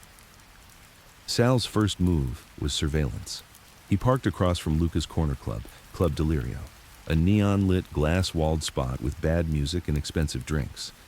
The kind of place where young guys with half a brain blew their money trying to feel like kings. From the outside, it looked like a lounge. But Sal knew better. Every hour, a different girl came out the side entrance with smeared makeup and a dead stare. Every 15 minutes, a kid on a motorbike delivered envelopes and left with nothing but a nod. This wasn't a club. It was a laundering station, a brothel, a trap. And Luca, he was the one pulling the strings. Sal waited 2 days, watched every face that came and went, noted license plates, patterns, habits. Then he made his move. He walked in just past midnight, wearing a black coat and a quiet look. He didn't bring backup, didn't need it. He knew how this had to go. Inside, the club pulsed with bass and heat. Purple lights shimmered on sweating skin. Laughter echoed from the bar, but it wasn't real. Everything smelled like perfume and cocaine. Sal walked up to the hostess. a tired woman in her 40s with too much makeup and a 1,000-yard stare. "I need to see Luca," he said. She looked him over, almost unimpressed. "Got an appointment?" He leaned in. "I'm the appointment." She hesitated, then turned, picked up the phone, said something fast in Italian. Sal waited. 30 seconds later, a young man in a cheap black suit appeared at the side door. "This way." Luca Bravetti sat in a private lounge behind the club. The room was dim but not dirty. Clean couches, 2 security cameras in opposite corners, bottles of liquor lined up like trophies, a gold crucifix on the wall behind him. He looked good for his age, late 40s, smooth skin, silver hair slicked back like an aging movie star. He smirked as Sal entered. Well, the new Cefalù. I was wondering when your uncle would send his shadow." Sal didn't smile. He sat without asking. Luca poured 2 drinks. Sal didn't touch his. Luca took a sip, licked his lips. "You don't talk much, just like him." "You're using his name," Sal said. Luca spread his arms. "I'm respecting the flag." "No," Sal said. "You're wiping your shoes with it." Luca chuckled. "You come here to lecture me, kid? I came here to tell you this ends." Luca's grin faded slightly. "You think you got the weight for that?" Sal leaned forward, voice like ice. "If you touch one more girl under our name, if one more envelope gets passed with the Gambino seal, if one more club in this borough whispers that you've got Dom's blessing, I'll come back. And I won't be alone." Luca's eyes narrowed. "Big words." "No," Sal said. Small warning. He stood. Luca followed. "You think this world still works by rules? You think your uncle's silence scares anyone anymore? He's a ghost kid. He's dust in a world full of fire." Sal turned at the door. "He's the reason you're still breathing." Then he left. Dom waited up. He didn't ask how it went. He just looked at Sal's face. Calm, cold, measured. "He'll either back down," Sal said, "or he'll come swinging." Dom nodded. "Either way," he said, "we're ready." 2 nights later, a body turned up in Red Hook. Not Salvatore, not one of Dom's. It was Johnny Lazzari, a cousin of Rocco, one of Luca's old allies from the Jersey days. Throat cut, eyes gone. Standard cartel warning. But the message was meant for Dom, not from Luca, from someone else, someone bigger. Dom stood over the body in the morgue, arms crossed, smoke curling from his lips. Frankie stood beside him. "This wasn't Luca," Frankie said. "No," Dom agreed. "This was someone cleaning up after him." "Colombians," Dom nodded. "He opened a door he shouldn't have, probably tried to move product that wasn't his, stepped on the wrong toes." "You want to shut it down?" Dom shook his head. "No, I want to let them come." Frankie turned. "Why?" Dom looked at the corpse, face frozen in horror. "Because now we know where the rot is coming from." Luca didn't back down. He ran, tried to, packed up Club Delirio, moved his cash through a Ukrainian middleman, booked a fake passport under a South African name. But Dom had already locked every exit. By the time Luca reached JFK, 2 Port Authority cops, both on Dom's payroll, were waiting at the terminal. They walked him into a private room, sat him down, and turned on a television. It was an old clip. Dom, standing in court back in 2002. The last time he was ever photographed by the state. Luca watched it and started to sweat. That's when the officers handed him a phone. Dom's voice came through like a church bell in winter. "You forgot the rules," Luca stammered. "I didn't. You forgot the name you used was built on silence, not filth." "I was just trying to make a move." "You made it," Dom said. There was a long pause. "Now you're done moving." Click. Luca was never seen again. Some say he vanished in Dubai. Others say he was buried in the Pine Barrens, wrapped in plastic in shame. But Dom never confirmed it. He didn't have to. The message had been sent. The Gambino name was clean again. For now. But peace, like always, didn't stay. Because the Colombians had lost something. A root. A partner. And now they were circling the edges of Dom's empire. Not loud. Not direct. But with the patience of wolves waiting for a gate to crack. The night the first shot was fired, Dom wasn't surprised. It came on a Thursday, clear sky, crisp air, the kind of evening that fooled a man into thinking nothing was coming. But Dom had already felt it in the bones. The rhythm of the streets had changed, conversations were shorter. Some men didn't show up to meetings, others asked too many questions.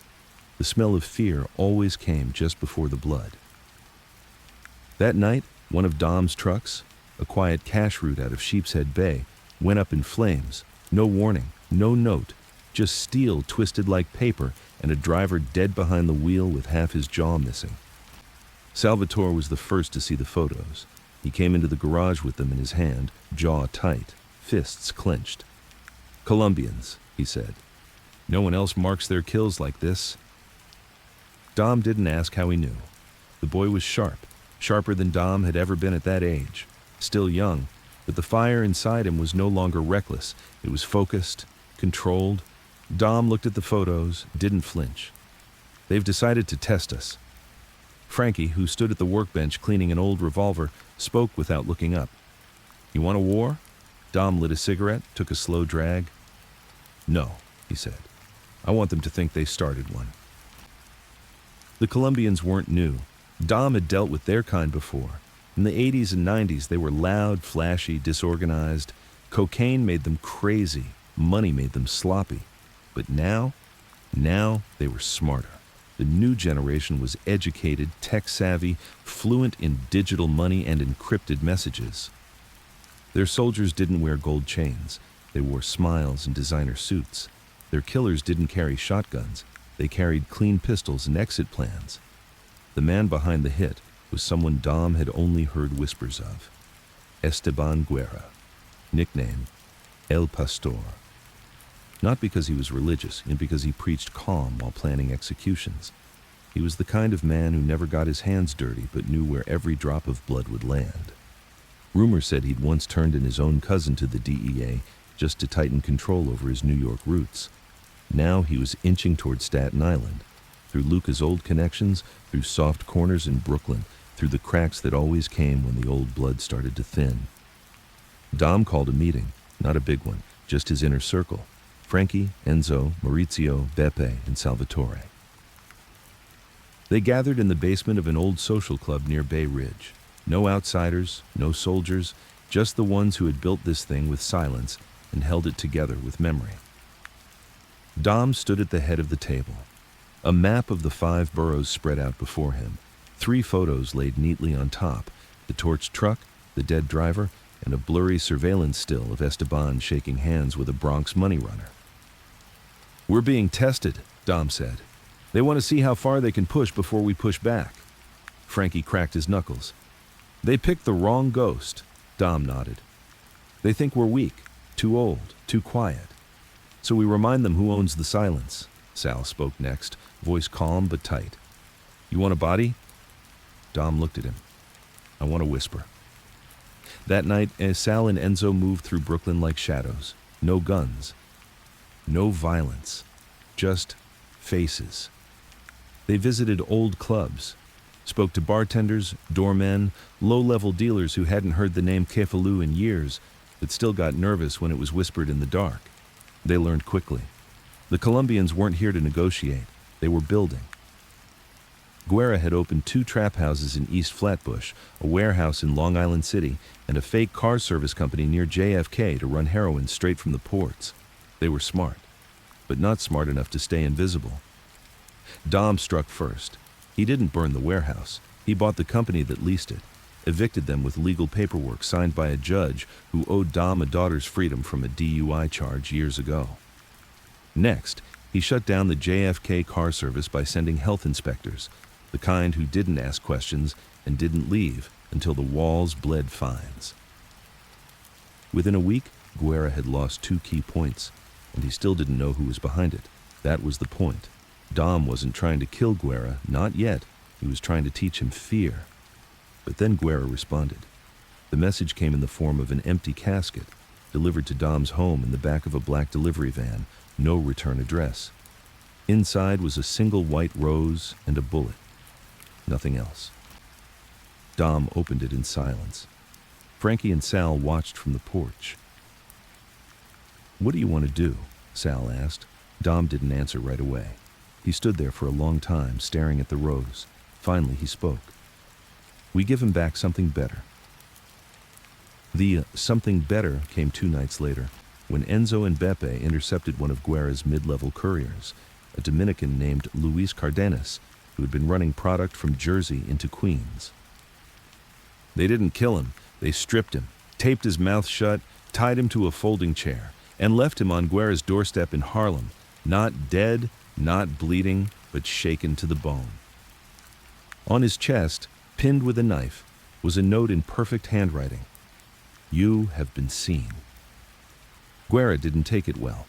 Within 24 hours, 3 bodegas burned in the Bronx, all owned by Dominican cousins with long ties to Dom's old partners. 2 Gambino earners were jumped in the Lower East Side, and someone tried, and failed, to place a bomb under Maurizio's car. It didn't detonate, but the message was clear. This wasn't a test anymore. It was a declaration. Dom didn't panic.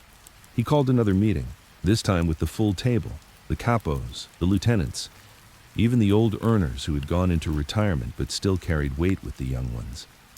He held it in a back room of a church in Queens, under flickering fluorescent lights and the smell of candle wax. He stood at the center. "I don't want a war," he said, "but I won't run from one." Some of the younger men looked unsure. One of them, Tony Riccio, loud, twitchy, eager, spoke up.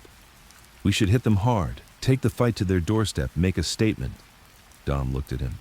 "Statements are for men with no patience." Tony looked away. Dom continued. "This family was built on discipline, on order, not chaos. If we start swinging blindly, we lose everything we've rebuilt." Sal spoke next. "So what do we do?" Dom turned to him. "We show them how quiet men end loud ones. There are 2 kinds of power in this world, the kind that screams and the kind that waits. The Colombians had chosen the first, loud hits, explosions, flash, fire, a show of force made for headlines and fear. Dom chose the second. He always had. But now, for the first time in over a decade, the second kind of power wasn't enough. The rules had changed. The streets didn't care about bloodlines or silence anymore. They cared about noise. Whoever shouted loudest, whoever bled the most, whoever dropped the most bodies, that's who got the respect. Dom never played that game, but tonight he was going to finish it. Salvatore stood at the table with the others, Frankie, Enzo, Maurizio, Beppe, the core that had held the family together when everything else was falling apart. The room was cold. The lights low. There were no cigars, no whiskey, no laughter. This wasn't business. This was war. Dom stood at the head, leaning over a map spread across the table. Colored markers dotted the boroughs like wounds, red for Colombian traps, blue for the Gambino safe houses, green for what Dom called ghost points, places untouched by either side but valuable, strategic. Gas stations, docks, union hangars, locations no one was watching yet. He tapped the red circles one by one. "These are Guerra's," Dom said. "But he's not sleeping in them. He's not stupid. He's hiding somewhere else, off the books, off the map." Frankie leaned in. "How do we flush him?" "We don't," Dom said. "We suffocate him." The plan was simple, in theory. Cut off Guerra's money, choke his movement, force him out of the shadows into a place where Dom could finally put an end to him. But this wasn't like the old days. The Colombians didn't keep paper records, no ledgers, no traceable banks. They used crypto, burner phones, rotating IPs. Tracking them meant hacking them. So Dom made a call, to a name no one else in the room recognized. Dino Cirella, a ghost from the cyber underworld, 28 years old, pale as milk, lived in a soundproof apartment in Williamsburg, and never touched the street. He once hacked an NYPD server just to delete a parking ticket. Dom had kept his number for 10 years and never used it. Until now. Dino arrived at the butcher shop in a hoodie and black jeans, looking like a kid late for his community college class. He didn't shake hands, didn't smile, just opened his laptop and got to work. They're moving product through coin wallets, he said, 4 layers deep, all hosted on Chinese servers, but they messed up. Dom raised an eyebrow. How? They logged one transaction from a hotel in Manhattan, a luxury spot. Encrypted Wi-Fi, but not good enough. I'm triangulating now. The room was silent. 5 minutes passed. Then Dino turned the screen. Found him. Dom leaned in. The address was for a penthouse suite on the 38th floor of a glass high-rise overlooking Central Park, a quiet place to hide, and the perfect place to die. Dom didn't want a shootout. He wanted closure, so he picked the team himself. Frankie, Salvatore, Enzo, and him. They'd go in clean, quiet. 3 suppressed pistols, 1 shotgun, 2 knives. No getaway driver, no street soldiers, no cops on the payroll, just them. 4 men who'd bled, waited, killed, and survived for longer than most of their enemies had been alive. They moved at midnight. Frankie drove the van. Sal checked weapons in the back. Dom sat up front, staring out the window, his expression unreadable. He hadn't spoken much since the last meeting. He was already gone in his mind, not dead, just distant, focused. The kind of focus that doesn't break until the job is done. They reached the building just after 12:45 a.m.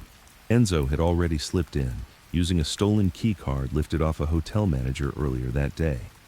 The security cameras were looped. The guards were on fake lunch breaks, paid off with envelopes and silent threats. They entered the penthouse at 12:57.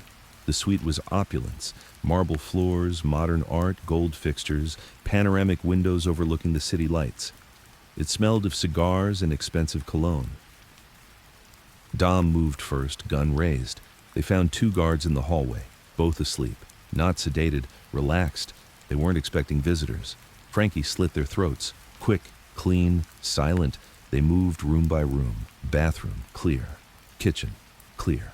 Bedroom 1, woman asleep, no threat. Bedroom 2, that's where they found him, Esteban Guerra. El Pastor, wearing a silk robe, hair slicked back, reading a leather-bound journal. He didn't flinch when they entered, didn't reach for a weapon. He just looked at Dom and smiled. "Ah," he said, "the priest finally arrives." Dom didn't smile back. "You burned one of my trucks," he said, "killed one of my men." Guerra nodded. "He was in my way." Dom took a step forward. "You sent me a coffin." "You sent me a message first," Guerra said. "I just replied." Sal kept his gun trained on him, breathing steady. Guerra turned to him. "You must be the boy, the heir." Dom cut him off. "You stepped onto my soil and tried to take what didn't belong to you. You moved weight without permission. You spilled blood without respect. You used our silence to hide your noise." Guerra leaned back. "I did what all wolves do. I hunted." Dom stared at him. "And now the wolves are extinct." He raised his pistol. Guerra didn't beg. He closed his eyes, almost peaceful. Dom pulled the trigger. They left his body where it fell. Let the papers make their guesses. Let the streets whisper. Dom didn't need credit. He needed peace. Back in Staten Island, the sun was rising. Sal and Dom stood on the back porch of the house looking out over the yard. Sal lit a cigarette. Dom didn't. "I thought it would feel bigger," Sal said. Dom looked at him. "It's not about feeling. It's about knowing." Sal nodded. "Do they know it's over?" Dom took a deep breath. "They'll feel it, soon." And he was right. The next day, the Colombians vanished. One by one, their crews pulled out of New York. No revenge hits, no warnings, just a quiet retreat, like ghosts into the dark. But Dom knew something most men never did. Silence isn't peace, it's just the breath before the next storm. It had rained the night before, the kind of rain that soaked deep into the pavement and made the city smell like rust and regret. By morning, everything looked cleaner than it really was. Washed cars, glistening sidewalks, sunlight bouncing off puddles like hope trying too hard to be real. Dom stood by the window, staring out at nothing in particular. The house was quiet. Not the usual kind of quiet, not the loaded silence that came with danger or decision. This was something else, something final. He sipped espresso that had gone cold 2 minutes ago. He didn't care. Flavor didn't matter anymore. He just needed the routine, the motion. the moment to stall time a little longer before it caught up. Behind him, Salvatore came down the stairs. Black coat, pressed shirt, shoes shined. He didn't say good morning. He just stood beside his uncle and looked out the same window, both of them watching the slow rise of a Staten Island day neither trusted. The Colombians were gone. 2 weeks had passed since Guerra's execution. No retaliation, no messages, no bodies. That silence, it was real. For the first time in over a year, no one was watching the family from the outside. No whispers in Harlem. No handoffs in Brooklyn. No names circling in Queens. Dom had cut the cancer clean. But the truth was, peace scared him more than war ever had. That afternoon, he met with Frankie in the garage. Same place they'd stood together when Vitale started circling the throne. The air smelled like old wood and machine oil. Dust floated in the beams of sunlight like tiny ghosts that never left. Dom leaned against the workbench, arms folded. Frankie lit a cigarette. "It's over," he said. Dom nodded once. "It is." Frankie gave him a long look. "You don't seem happy." Dom shrugged. "You ever seen a man smile at a funeral?" Frankie exhaled smoke. "So what now?" Dom didn't answer right away. Then he looked up. "I'm done." Frankie froze. "What do you mean?" "I'm stepping down." Frankie laughed, short and bitter. "Bosses don't retire, Dom. They just die." Dom gave a tired smile. "Then let me be the first to do both. In reverse." The meeting that night was small, just like the ones Dom used to run during the quiet rebuilding years. No suits, no champagne, no grand announcements. He gathered the core: Enzo, Maurizio, Beppe, and Salvatore. He stood before them in the back room of an old restaurant in Gravesend. The lights were dim, the air was thick with the smell of marinara and old memories. "I built this family back from blood and fire," Dom said. "I restored order, cleaned the name, set the balance. No one argued, no one interrupted. And now I leave it to someone who knows what silence means." He turned to Salvatore.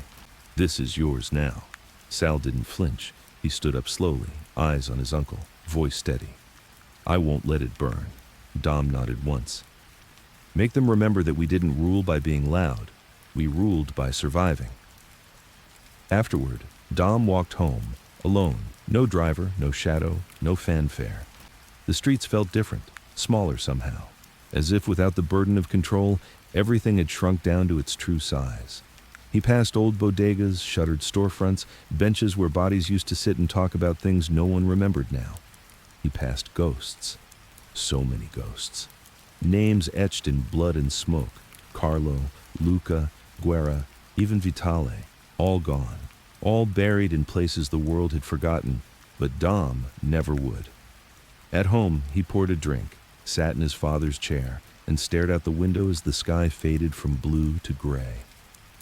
The next morning, Dom did something he hadn't done in years. He went to church. Not for mass, not for confession. Just to sit. The pews creaked under him. The air smelled of old wood and wax. He looked at the crucifix like it was an old enemy. Then he bowed his head, not in prayer, but in acknowledgement. "You never owed me anything," he whispered, "and I stopped asking a long time ago." He stood, walked out, and never looked back. 2 days later, he sat with Sal on the porch. They didn't talk business. They talked legacy. "What do you think they'll say about me?" Dom asked. Sal thought for a second. "They'll say you were the last real Don." Dom smiled. "Wrong. I was the last quiet Don. There's a difference." Sal nodded. "I know." A long pause. Then Sal asked, "Do you regret it?" Dom stared out at the trees. "I regret not finishing it sooner." Sal raised an eyebrow. "Finishing what?" "The war, the blood, the silence. I thought I could carry it forever." "I was wrong." Sal looked down. "You think I can?" Dom placed a hand on his shoulder. "I think you'll carry it smarter." That night, Dom left a letter on the nightstand in the study, sealed, unopened, addressed simply, "For when the silence returns." Then he went to bed. He didn't wake up. There was no headline, no funeral, no ceremony. That's how Dom wanted it. Frankie found him the next morning, lying in bed, eyes closed, hands folded like a man finally, truly at peace. The letter was left untouched. Salvatore read it privately. No one else ever saw it. Inside it said, "Legacy is not about how long they remember your name. It's about what they do with the silence you leave behind. If you're reading this, then I'm finally gone. Good. You were always meant to carry this, but don't carry it like I did. Carry it lighter, smarter. With heart, not just weight. And when the day comes that this life tries to eat you alive, remember this. You don't win by being loud. You win by staying calm while everyone else falls apart. You win by staying quiet until it's time to make noise. Dom." Salvatore buried the letter in the backyard, under the old tree where Dom used to sit in the early mornings. Then he walked inside, poured 2 glasses of whiskey, set one down for his uncle, and drank the other alone. No words, no music, just silence. Because that's how the Cefalù name would live on, not through chaos, not through power, but through the quiet strength of men who understood that silence wasn't weakness. It was the deadliest weapon of all.